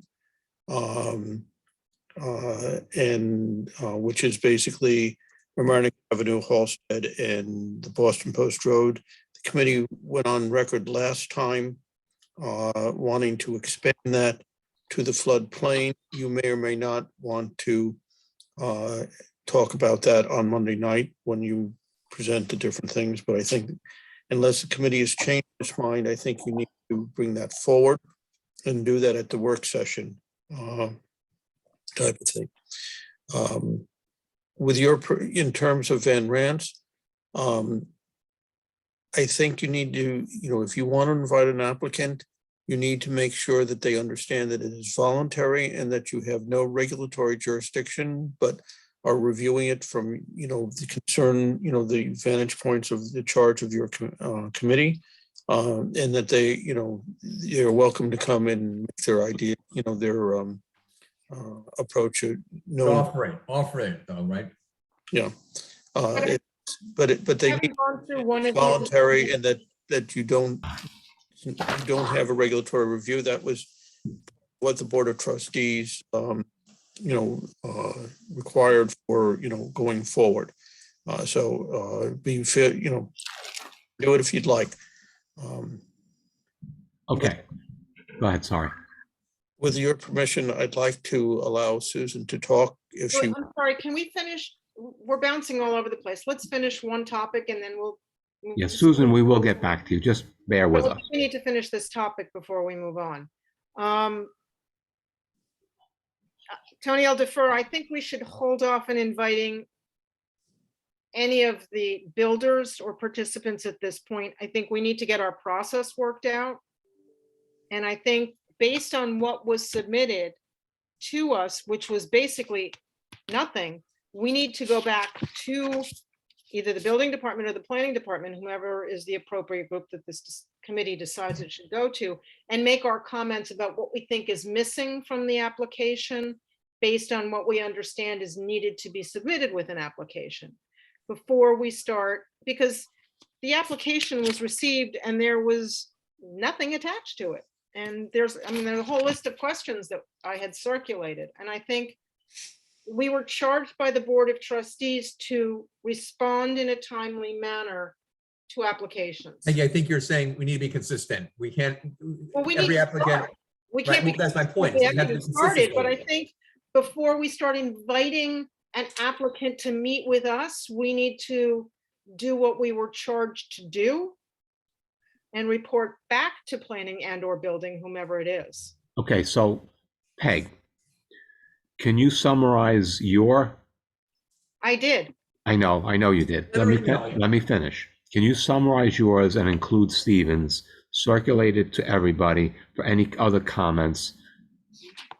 Or you don't want to? No, I'm happy to. This is just, when do you need it? Well, I had a really bad, no. I had a very bad week. All right, so I'll try. But no, all right, so let's hold off until the Tuesday meeting, all right? Because I'm swamped this week too. All right. Why don't we all commit to reading Steve's stuff, my stuff again, and be prepared on Tuesday? For Tuesday. Okay. That's item number one. Item number one. All right. Second thing is, I'm unclear on the moratorium and on what FMAC sent previously, right? So are you clear on what you sent the board previously on a moratorium recommendation? Request in September suggesting a moratorium on all new construction in the floodplain. didn't have anything to do with Improvements, people who repairs. were redoing their structures because they were damaged. Wasn't that? It was any new construction. Am I Okay. wrong, guys? I thought we talked about an envelope, outside the envelope, or. Does anybody have a copy It of would be that memo? construction of, yeah, you do too, Tony. We were talking about any new structure. So Peg, can you I know sometimes, can you send that thing to me before next Tuesday so I can look at it? No, All before right. Monday, because you're going to the board on Monday. Okay, on Monday, correct. So as far as the moratorium goes, I mean, where's everybody's head at? I mean, are we supporting a C1, C2 moratorium? Are we supporting a moratorium across the floodplain? It seems like we're all over the map on this thing. I have a question about that, and I'm just going to throw that out there because it's something that's dear to my heart. Assume that you had somebody that just had a parking lot, a plain old parking lot that's impervious. The water is flowing right out into the street, doing nothing to assist mitigation. And they say, Chair Gelber, I want to build a structure, but on that structure, I'm now going to add pervious surface. I'm going to have a green roof. In fact, I'm going to reduce any offset of water or rainfall by 50%. All right, so Andrew, I know exactly what I would say. So my concern here is number one, health and safety. Right? I get that. Okay, so my position on this, and this is me, Tony Gelber, obviously, is that for us to add either dwelling units and or square footage into a floodplain is against my concept of health and safety until the Army Corps project can significantly reduce flooding levels, right? Now, I might be able to move myself off the square foot if it's a commercial space, but not on dwelling units. So I would support a moratorium on no additional dwelling units in a floodplain, because then I'm saying to myself, I'm not increasing the number of people in the floodplain, okay? That's where my head's at, health and safety. I think you can't just say new development, it's new construction. So if I wanted to add to my house, which is clearly in a floodplain, I have the square footage. I can do that. I think what we have to be careful to say is it's any new construction in any property in a flood zone. Because it can't just be if you had an empty lot. What if somebody has a house and they want to double the size of it and they happen to live in the flood zone?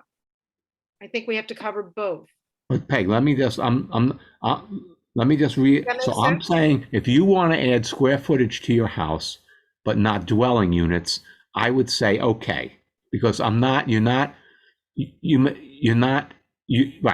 But if you want to if you want to make your house from a 1-family to a 2-family, that's increasing dwelling units. No, you can't do that by code. But there are places. Yes, you can. There's some parts of the municipality where you can. We have to make sure whatever we're asking for covers all of it. But Peggy, here goes my question about the residential. Let's say they're two different things. No, but I'm going to address your question, and that's why I'm asking you with regards to the residential. Let's say I'm not increasing necessarily the square footage. I'm adjusting it to alleviate impervious surface for a single family home.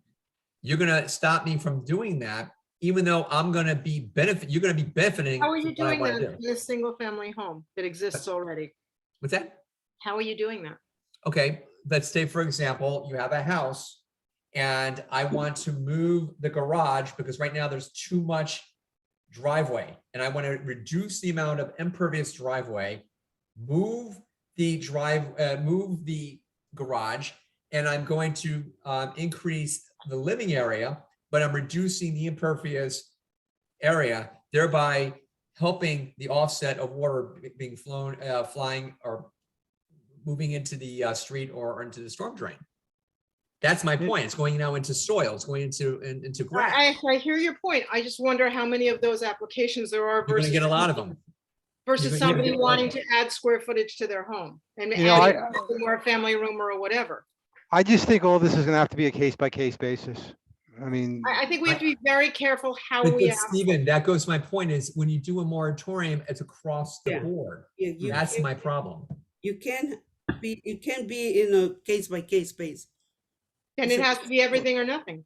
Well, Yeah. but that's where I think there's certain circumstances, respectfully, Peggy and Elsa, and Tony, that where if you're actually going to do something that's going to help reduce the impervious surface and provide pervious, how could you say to somebody in good conscience that I'm not adding the number Maybe of that's homes? the way we worded, Andrew. We say we want to put a moratorium on all new construction unless you are decreasing Okay. the impervious and increasing the pervious. Maybe Okay. that's the way we Yeah, word yeah, it. yeah, I agree. You know what, Peggy, Elsa, I think that's a great. Now, does anybody know what I just said? Yes, I do. And It yeah, is- and I know what you said, and I disagree, Peggy, No. because to me, yeah, I know. But Tony, that's existing. But That's wait, Hang on, let me just say why.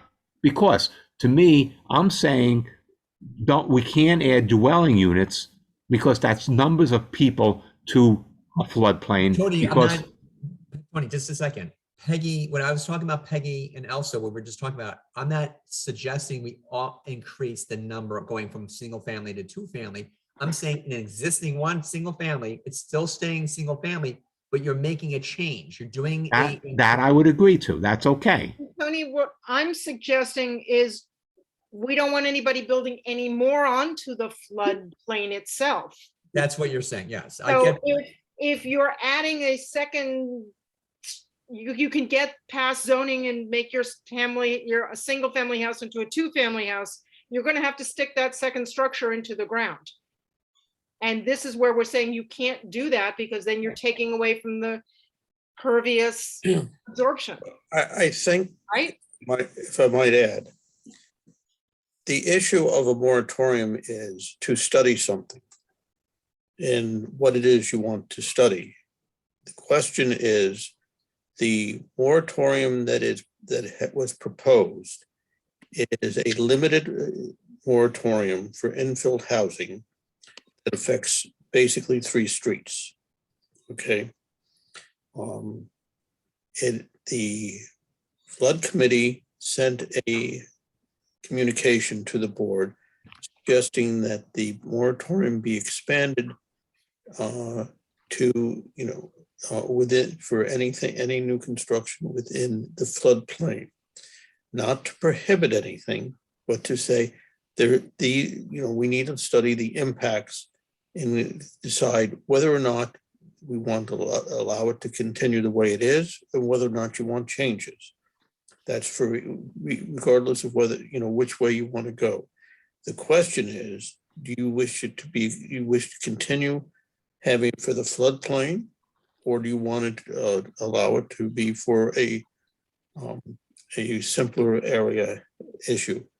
A good example is Van Rance is in the floodplain, but not in the C2 or C1. So That's a multi-family. That's more than one. Dan, I think we can make a distinction because that's more than, But that's not. I know, I hear you. I know What I'm trying to tell you is what is in front of the board. You have 2 different things in front of the board. The question is, do you want to continue it or not? That's all. So Dan, is there a time limit on the moratorium? No, the question is to whether to have a moratorium. It would be a 6-month time limit. 6 months turns to 12 months. The problem with the last zoning change that we did, we had a 6-month time limit, and then it had extended 3 times or 2 times. It turned to 18 months. And it's very hard on a very broad concept to do something within 6 months unless you have an idea of exactly what it is that you want the moratorium to focus on. And if the issue is health and safety, type of thing that Tony is talking about, that's one thing. If it's pervious surface versus impervious surface, it's another. The question, if you build a structure, even create more impervious or more pervious surface, you're still going to have more of it. You're still going to have structures that block water. I'm not talking about.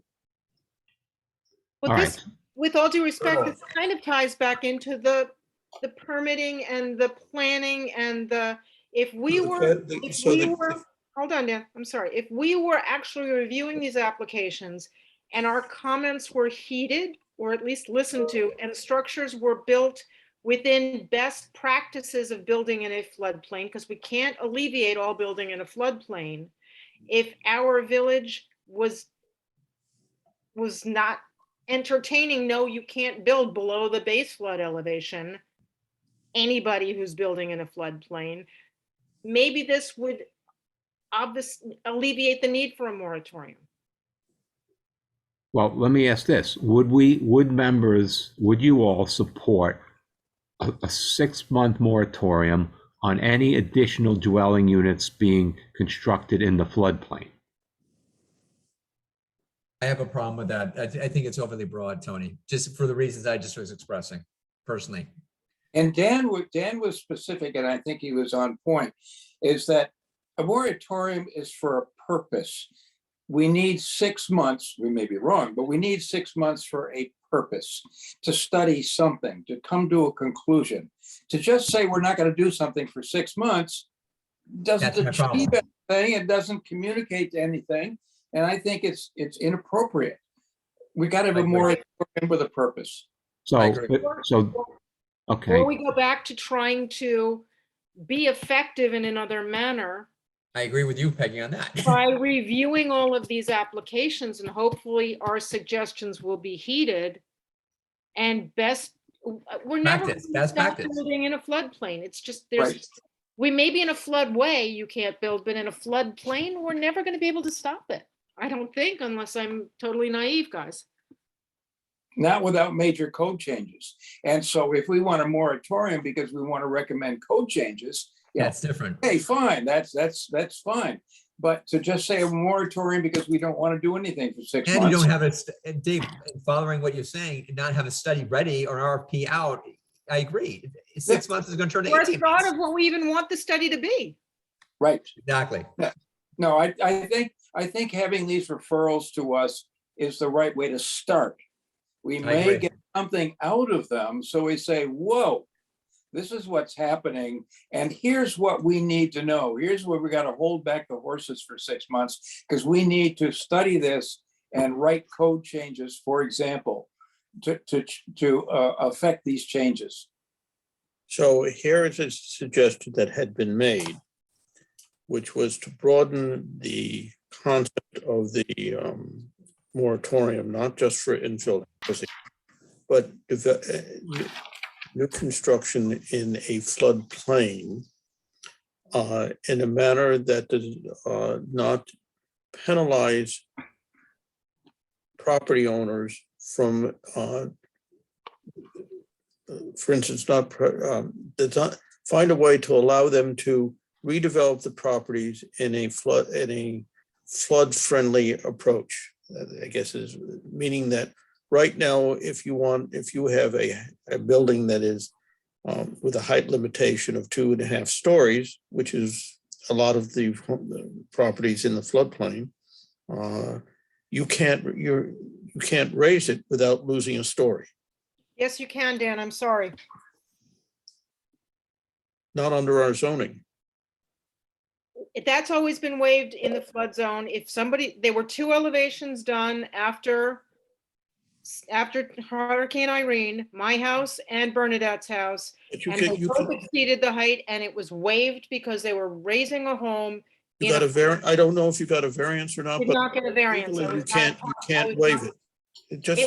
I'm telling you, Dan, it was. I'm telling you that that's not what the code allows. Okay, guys. Well, then that's a code change we should be suggesting for anyone raising their homes in a flood zone. The height restriction should be waived. So the one thing I want to things that you would study in a moratorium if you wanted or not. That's all. Yeah, the one thing I do want to mention that you have a moratorium, you need to have a focus. Yeah, we are an advisory group, So I know we're talking about doing a lot of things, but I think at the end of the day, all we could do is advise. Mhm. And the building department will do what they want to do. So I think I think we have to look at it that in that type of lens. Exactly. Everything that we're, thinking about and suggesting. So if crafting this language to say we would support a 6-month moratorium to review code and regulations in any property, for all properties in a floodplain, right? To what end? To what purpose? I don't know. I'm struggling here. With all due respect, Tony, the committee 2.5 years ago sent a memo to the Board of Trustees with recommendations on changing our code. Right. That no property, commercial property should be built in a flood zone that wasn't elevated above the base Right. flood elevation, that had pervious paving as opposed to impervious paving. That's been sitting with the Board of Trustees now for 2.5 years. Peggy, Yes, Elsa, may I ask you to send me a copy of that? I'll try and find it, sure. But Yeah, it's very important to have this.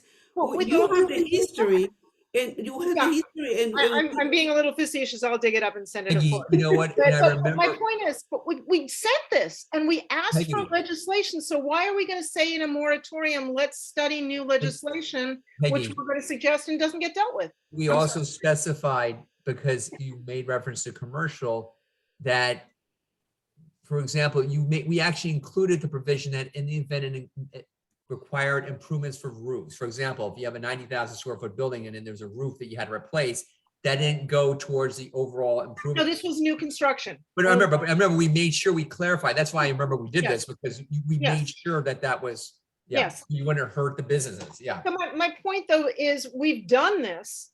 Yes. If we do a moratorium and we come up with 3 or 4 other pieces of suggested legislation, when is this going to get dealt with? Because we can't hold up building forever. So is that the best use of the community's time, having a moratorium? And I'm throwing this up for discussion. I don't know the answer. Yeah, I don't know the answer either. And I don't think it's appropriate for us. Let me rephrase that. For me, I'm not comfortable voting or submitting my opinion on passing something up which is so broad without a focus on that study. I am very much in support of what Peggy and Elsa were alluding to about, hey, we already did the homework. Let's bring that back up and propose this. That I would, because we worked on that. We spent a lot of time on that. So I think that is maybe the avenue, Tony, that we should direct our efforts, because we already did it. yeah, So, why reinvent the wheel? thank Well, you. that was only, with all due respect, that was one little piece of it. It was one little piece, It's but- addressed residential at all. But eventually, yeah, we do need to address again. And Tony, I agree with you. You can't take one family and split it into 2 in an area like, I completely agree with you on that. So this is a hard issue. And So maybe we should discuss this again on Tuesday, and Tony, just say to the board, the committee isn't comfortable making a recommendation until we've had more time to think it I through. think, Peggy, I think Dave Finch, I think his thought process was right on that. Yeah. Listen, if you're gonna do a moratorium, we need to have a point to it. What is the study? Or what Dan said, what's the study? Then go forward, but don't just stop and then, okay, we'll get there later. I mean, you're hurting people. well, Cart is pulling the horse. well, let me ask you this. Could we say that we support a moratorium that wouldn't allow any additional dwelling units in the floodplain for a period of 6 months while the following regulations are reviewed? But we need more time to put that list of regulations together, I think. What's the following list? Yeah, I don't know. You're gonna So I don't think we go up in front of them and say that without, and they're gonna turn around and say, okay, so what are they, Tony? Yeah, I don't, I don't know. I think we need to And put that together. And reviewed to what end? Yeah, I don't, I honestly, I really don't. Tony, we're putting ourselves out there to do something where we don't know what the All right, answer so is. I'm just going to say Monday night that we We're believe concerned. the regulations need to be changed, and we've done some work on that. We need But we- further discussion as a committee Yes. before we Further, can yeah. comment to Yes. the Board of Trustees. Okay, Yeah, Okay. Dan, when is this going to be talked about next by the on the Monday. Board of Trustees?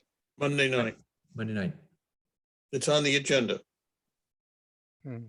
But I think we need to suss it out more before we can make an intelligent. Right. decision. I think we have nothing to say on Monday night. I agree. Understand. But again, we should concentrate on that. We do have the authority to give advisory comments on specific proposals. And this will give us a chance to deal with the reality of what's really happening. Right. What might Dave. happen or could happen, what's really happening. And then in the meantime, get a much better feel of what needs to be corrected. And that's why that should be item number 1 on Tuesday night, Tony, and we get to it. Let's get the policy in place so that we can start It's really. the whole, how we interact Exactly. with planning and building. That, And and then- this will fall yes. into that. And we further, like Elsa and Peggy suggested, let's get the plans that the work we did a couple of years ago, and we can discuss something, okay, Sound good? sounds good. Aren't we supposed to be interacting with them now and it isn't happening? I mean, isn't That's there my some- point. Yeah. Yes. Yeah, and that's what Peggy's pointed. That's what Peggy, that's what Right. Peggy's saying.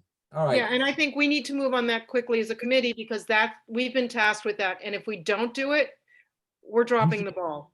Right. Tony, that's Maybe. something that you should bring, that's what you should be, discussing with them on Monday night, so. And that might be something, Tony, you should bring up. We are working to try and get these responses to planning and building, but we've only seen one application in the last 3 months. And is that really the only application? Question mark?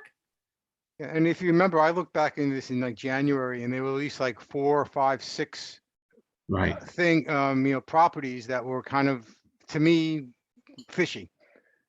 And those were, that probably could be looked at least a little bit more in depth.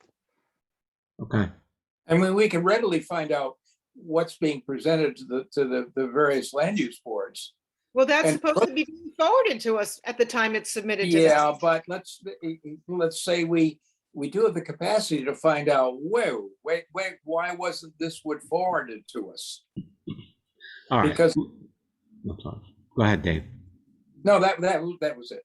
Yeah. Okay, all right, We can find out. all right. Are you I'm confident I'm with gonna that, be Tony? I'm gonna be conservative Monday night. We're working on our process for the applications. How many are there? We really don't have a consensus on a moratorium just because it's complicated. Okay, all right, let's get to Susan and then Allison, and then I think we're gonna call the meeting to order to completion. So Susan, are you still with us? I am. Sorry about the delay. It's all right. I just writing notes, and so yes, I live in the Beaver Swamp Brook, so in our area, and I just saw that they are going to do river maintenance on the other 2 rivers, and that's something that we've been asking for Beaver Swamp Brook for decades now, something that's very much needed, and I feel like we're ignored, and that we're invisible to the village officials. And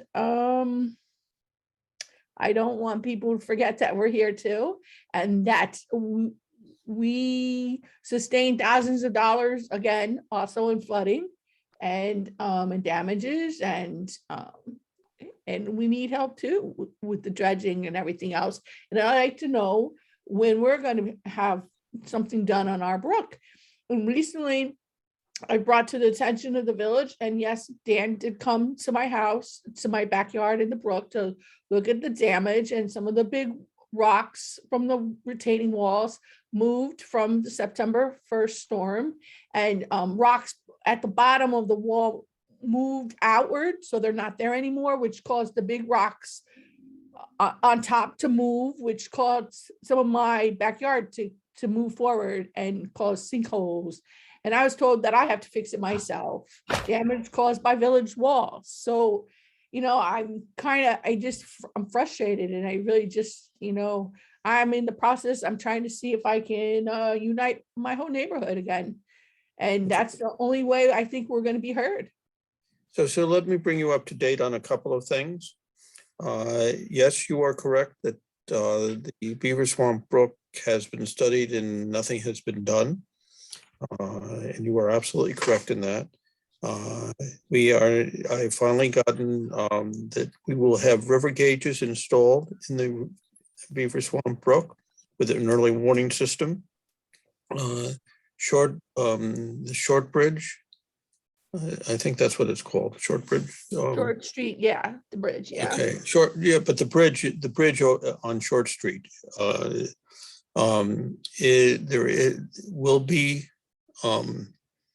there is a design that is going to be let shortly by the town of Rye. It's a town of Rye bridge, not a Village of Mamaroneck bridge. Right. To rebuild it. And I have personally talked with Gary, who's the supervisor, and Denise, who's the manager. So the design, part of the design criteria is to widen and potentially raise the bridge in relation to this the study, the flood issues. The rest of it is on the agenda to be looked at for some type of plan to clean the rivers and then to try and institute dredging, etc. That's not going to come as quickly as the Mamaroneck River or the Sheldrake River, but it is in the works. And I've been pushing very hard to get that done, but I wanted to give you an update on those things because those are the tangible things are being done. Okay, so we need to know that because we don't have any communication. Just like when the flood happened, and there's like, oh, I don't want to cry, but there's like, we see the information boards installed in other parts of the village, and over here in this area, we're like, well, what's going on? We don't have any information boards, and nobody came down our street to see how we were doing. And so I really think communication. I did, but that I understand what you're saying, Susan. You have been ignored. There's no question about that. And that is changing. All right, and Susan, all I'm going to say is that I really believe in a watershed approach. And by that, I mean, we have to look at all of the areas. And I have to say that I think since we've been getting together more and people have been coming to the meetings, that when we hear input, then the village hears input and things do get done. So I know it's painful right now because it seems like a lot of the focus is on the Sheldrake and the Mamaroneck, but please keep coming to the meetings and keep being the squeaky wheel so that we don't forget about you again, okay? Okay. Really, we've been communicating with the village. I've been here 20 years and I've been communicating with the village, and I know my neighbors have been communicating a lot longer than that, and nothing's happened. All right, so Can maybe I make a suggestion? May I interrupt for a sec? Yeah. Can you put some of your thoughts in writing to us as a committee? I can do that again. Yeah. I think it would be helpful. Yeah, that's a good idea. Because when Florence Park did it, I'm presenting Monday night to a petition basically to work on Florence Park. So if you send us a letter with a bunch of signatures, I'll be happy to present it at another work session and a month down the road or something. Okay. I did write to Latimer in the village about like 2.5 years ago, and we did have a community meeting. It was in July before COVID, and we were supposed to have another meeting, and it never happened. Obviously things got out of hand with COVID, and then when they wanted to have another meeting I understand the mayor wanted to have it at Blind Brook School, which I don't even understand how that would be suggested, because it's not even in our waterway or near us. But so that meeting never happened with the community again. And we continue, we have major construction in Harrison, further filling in the Beaver Swamp Brook area, huge Avalon apartment buildings, everything right in the vicinity of our waterway, which, and a new school gymnasium right by the brook, things like that do affect us down here, and we take the brunt of it being at the end. And yes, we have residents who can't go back into their homes yet either. You see their abandoned homes because they're at the end of the brook, and it's all damaged, and it's really sad to see that they can't even, they had to leave, and they can't come back because they just can't keep getting flooded. Okay. Thank you, Susan. Yeah, Susan, send us an email, and if you can get some signatures, and then I will go before the the work session and see what we can do. Okay. Sorry. Thank you. All right. Justin. All right. Have a good evening. All right, Allison Stabile, you had your hand up. No, I'm sorry, that was left over. I didn't know I had to lower it, so I apologize. We don't have automatic lowering. Lower that hand. All right. Thanks, everybody. Bernie, do you still have your hand up?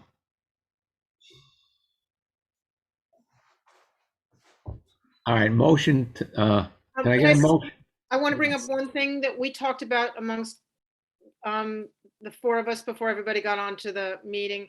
Elsa and Steve, there is a section of Harrison property above the dam that abuts the dam. And that's been under discussion for years and years and years. They wanted to put a shop right up there. They wanted to put townhomes, and it finally became that would only be 7 homes. Well, they've started to clear that property now.